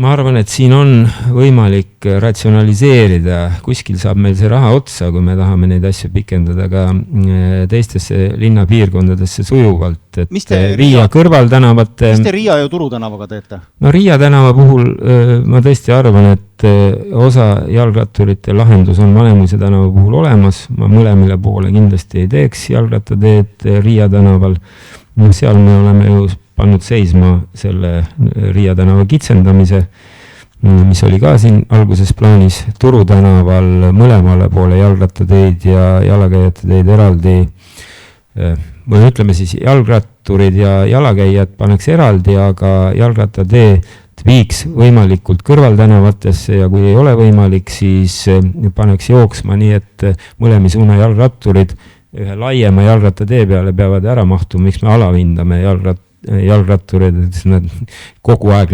laupkokkupõrgesse lähevad, ei ole Tartus seda ka näha, et need nii metsikult palju oleks.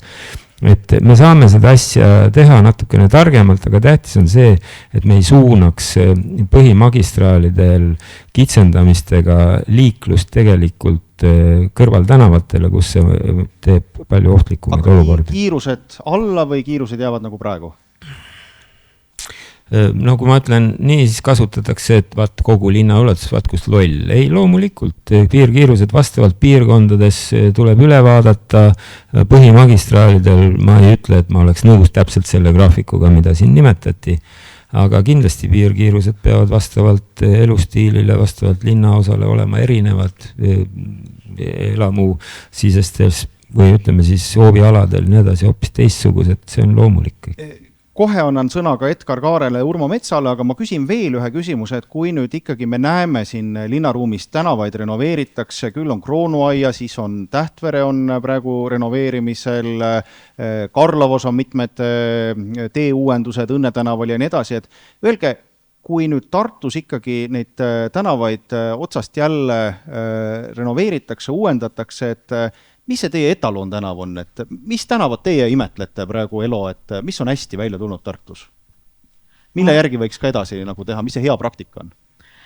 Ma arvan, et Tartus need head praktikad on praegu ehitamisel, aga... Öelge selle tänava nimi. Aga see, millest Tartu alustas etalon tänavaid Eestis, oli Roosi tänav, mis oli väga suur muutus.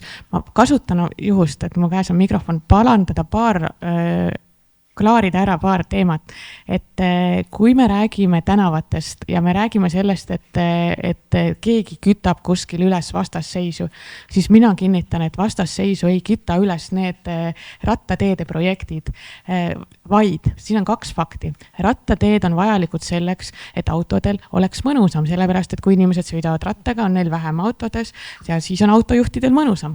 Rattateed on vaja sellepärast, et kõnniteed oleksid ohutumad ja tulla üks asi veel klaarin ära.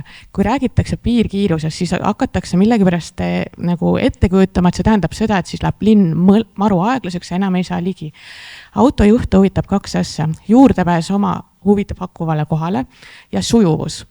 See, kui kiirus on madal, me teame seda, see on fakt, see ei ole minu arvamus, on liiklus sujuvam ja see tähendab seda, et autohil on taas jälle palju kiirem ja lihtsam liikuda. Nii, aga siis üks tänava nimi, et Raimond... Jaa, aga Mirko, sa ei saa nii teha, sa ütlesid mulle ainult piirkiirust, teistel lasid rattateedest rääkida, sa pead mul ka lubama, ma ei saa aga nii. mis tänav on see? Jaa, ma toon sulle näite, näiteks see sama Vabaduse puieste lõik, mis nüüd valmis sai, et see väga hästi kannab seda ideed, mis tegelikult meil Reformierakonnana ka on.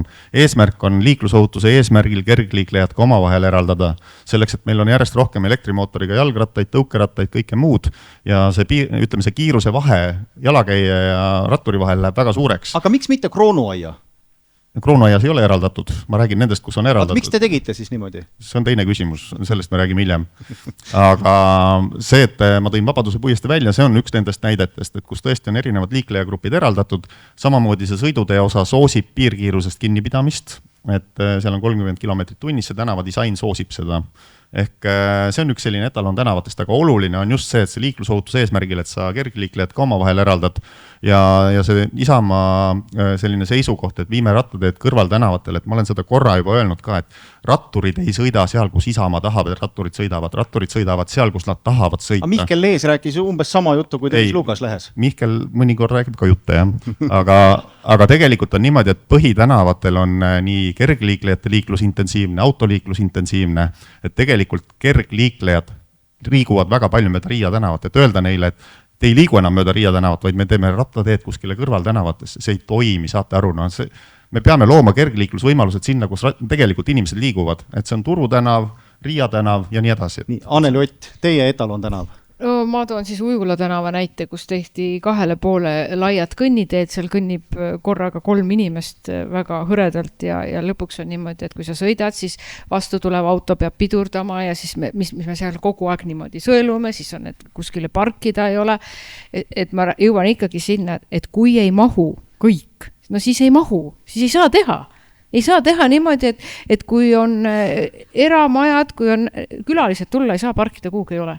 Eks ju, ja kõnnitee, kus ei kõnni ühtegi inimest, ühel pool kõnnib, seal teisel pool ei kõnni üldse kedagi. Et mille jaoks seda vaja? See kõik on ju raha. See on ju kõik on raha. Ja mina ütlen, kui ei mahu, siis ei saa teha, siis tuleb teha teistmoodi. Aga mitte nii, et punnitada ühe tänava peale kõik korraga liikuma, 2 kõnniteed ratturitele ja siis autojuht vaesekene peab seal kuskil ukerdama mitme rea vahel tead ja parkida kuhugi ei ole. Nii et siin on kindlasti ideoloogiline aspekt juures ja see tuleb ära lõpetada, nii et valige Keskerakond, saate normaalse linnaruumi ja normaalselt liikuma. Ma saan aru, te räägite Tallinnast. Ei, ma räägin Tartust. Ujula tänav on Tartus. Merike Lumi, teie lemmik tänav? Tähendab, ma tahaksin kõigepealt seda ütelda, et ratturid sõidavad, kus nemad tahavad ja autod sõidavad, kus meie tahame. Et see on nagu küllaltki, see ei ole nagu õiglane. Isegi keelumärk on, ikka tuleb sõita. No keelumärk ei ole vahepeal, võib-olla sealt lahendus leida, et sealt saab ka kuidagi teha autodele tee, et nemad saavad ka sealt sõita. Et see keelumärk on võib-olla mõnikord pandud täiesti mõttetult. Ei ole väga hästi läbi mõeldud. Nii, aga mis ma tahan ka ütelda, Puieste tänav, ma sõidan seal väga tihti ja seal on laiad kõnniteed ja rattatee ja minul üks erakonnakaaslane ütles, et tema on näinud seal tõesti, ta sõidab seal pidevalt et ta on näinud 3 ratturit seal.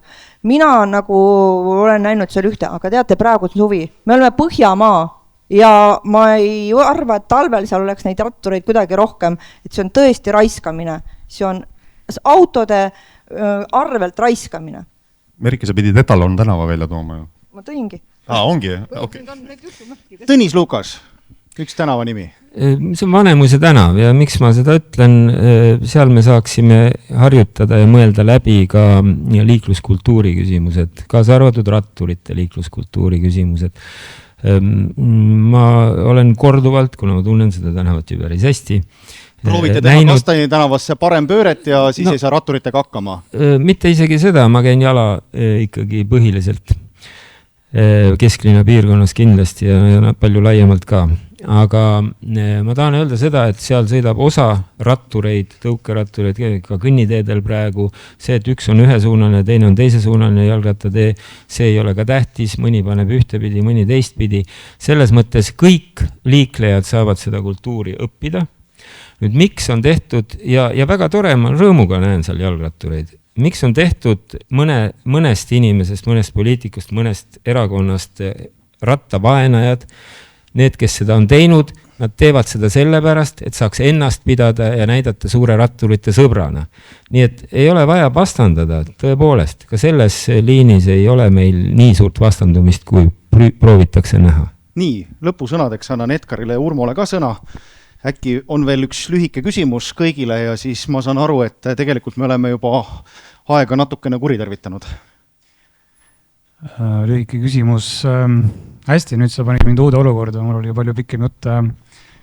Lühike küsimus selline, et kas Tartu linna kehtiv üldplaneering on transpordi ja liikuvuse peatükis mõne siin valitava seas ebaõnnestunud, sest ma näen siin mitmeid aspekte, mis oleks justkui ühiskondliku kokkuleppena üldplaneeringus kenasti kirjas ja üks osa valitavatest siin ka sisuliselt selles keeles räägib, kus ühiskondliku kokkuleppe mõistes ei olegi kellegi kiusamise küsimus või elustiili küsimus. Aga teeme kohe kiire hääletuse, et kes ütleb, et on ebaõnnestunud see üldplaneering just selles samas teemas. Tõstke käsi, kes ütleb, et see liikuvuse osa on ebaõnnestunud. 2 kätt. Ebaõnnestunud. See tuleb ümber teha lihtsalt. 3 kätt. Nii, aga jätkake. Ebaõnnestunud. See tehakse. Areng peab toimuma. Nii. Okei, kuna Urmo sõna ei soovinud, siis ma saan natuke veel eetriaega vist, et üldplaneeringus on 10 esimest kõige olulisemat eesmärki. Üks neist sõnastab nii, et Tartu on ligipääsetav linn, kus ühistranspordi ning jalgsi ja rattaga liikumine on eelistatud, jalg- ja rattateede võrk on katkematu. Ja kohe siit edasi minnes, et peaks planeerima, projekteerima tänavaid selliselt, et hierarhia kohaselt siis hakkame järjest minema kõigepealt, et liikuma saaks ohutult, turvaliselt, mugavalt lapsed, vanurid, puuetega inimesed, siis ülejäänud jalakäijad, siis juba rattaga liiklejad, siis ühistransport, siis avarii- ja hooldusteenistus ja siis me räägime motoriseeritud transpordist, seal hulgas siis individuaaltranspordi kasutamine nii-öelda autojuhi rollis olek. Nii et jah, võib-olla see on siis arutelu koht siin täna uuesti avada seda osa üldplaneeringust, et autojuhid ette panna. No vähemalt üks osa paistab nii olevat, et kuidas seda nüüd lahendada, sest et praegu me ju läheme sisuliselt vastuollu kehtiva ühiskondliku kokkuleppega, et me võiks täna mitte küsida enam kas midagi teha, vaid pigem peenhäälestuse tasandil debateerida, et kuidas midagi teha, aga ma näen siin ikkagi küllaltki jah, sellist tagasiastumist päris suure küsimuse juurde tagasi, nii et siit tuleb ka see mandaadi küsimus ja muu. Nii, mulle tundub, et meil on 1 küsimuseks aega, sest inimesed on nii, ma preneerin ühte inimest ühe küsimusega, ma võtan mikrofoni ja siis me tegelikult teeme, aga teeme niimoodi, et te valite nüüd ühe inimesega välja, kellelt te ühe küsimuse küsite ja siis me lõpetame tänase debati. Ja. Tervist, ma olen siis Tartu kesklinna elanik, et üks nendest, kellest te siin enne rääkisite. Mina elan kesklinnas sellepärast, et mulle meeldib, kui kõik teenused, kõik meelelahutus, kõik on käe ära juures, et näiteks mina olen üks neist, kes väga ei jää Tartu seda kesklinna parki taga igatsema. Ma käin jalutamas Toomemäel ja ääres, et minu jaoks sellest piisab. Kui see enne toodi välja, siis neid võimalusi, kuidas Tartu kesklinna tihendada, et ma mäletan, et kui ma olin juba väike laps, siis räägiti Holmi kvartalist ja Sadama kvartalist ja erinevatest muudest kvartalitest ja toodi välja ka see murekoht, et mingil põhjusel on sellest kordi ja kordi räägitud, et kohe-kohe tuleb, aga siiamaani ei ole, et Tartu kesklinnas on ikkagi sellised tühermaad ja nüüd lubati, et kohe varsti siin 5 aasta jooksul näeb Tartu kesklinna hoopis teistsugune välja. Et siis ma küsiksin konkreetselt, et millal me võime siis näha, et hakkab töö pihta Sadama kvartalis, millal hakkab Katlamaja kvartalis ja millal hakkab Holmi kvartalis. Nii, kes võiks vastuse anda? Võib-olla siis Raimond. Raimond Tamm, ma toon teile kohe mikrofoni ka ja siis te saate selle vastuse anda, et seal oli küll 3 erinevat kvartalit, aga öelge siis 3 erinevat aastaarvu ka.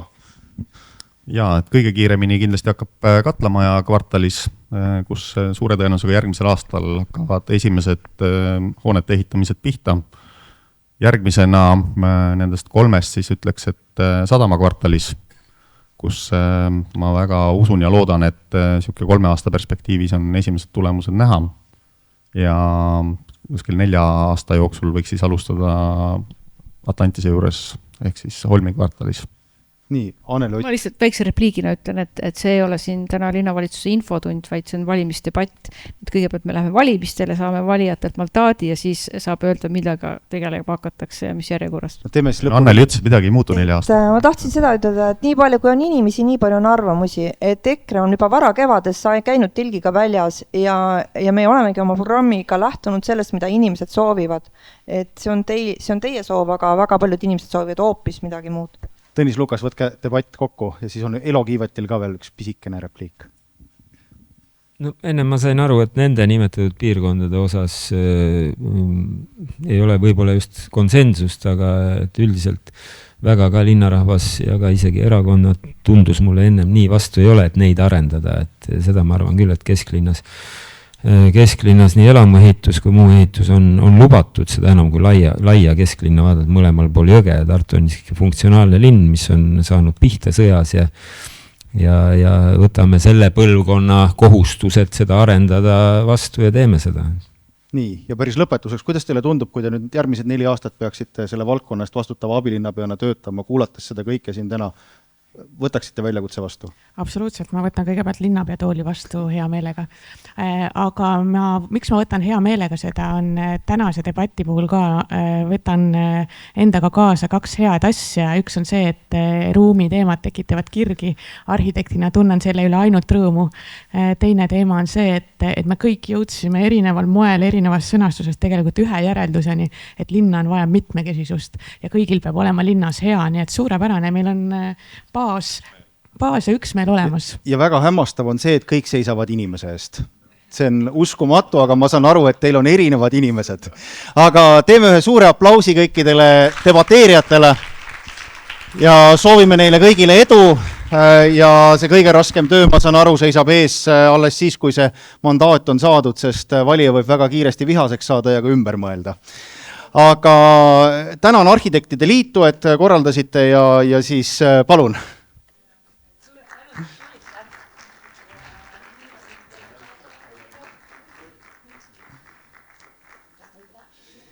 Ja valimised siis kohe õige pea, nii et ärge seda valikut unustage, sest sellest sõltub väga palju.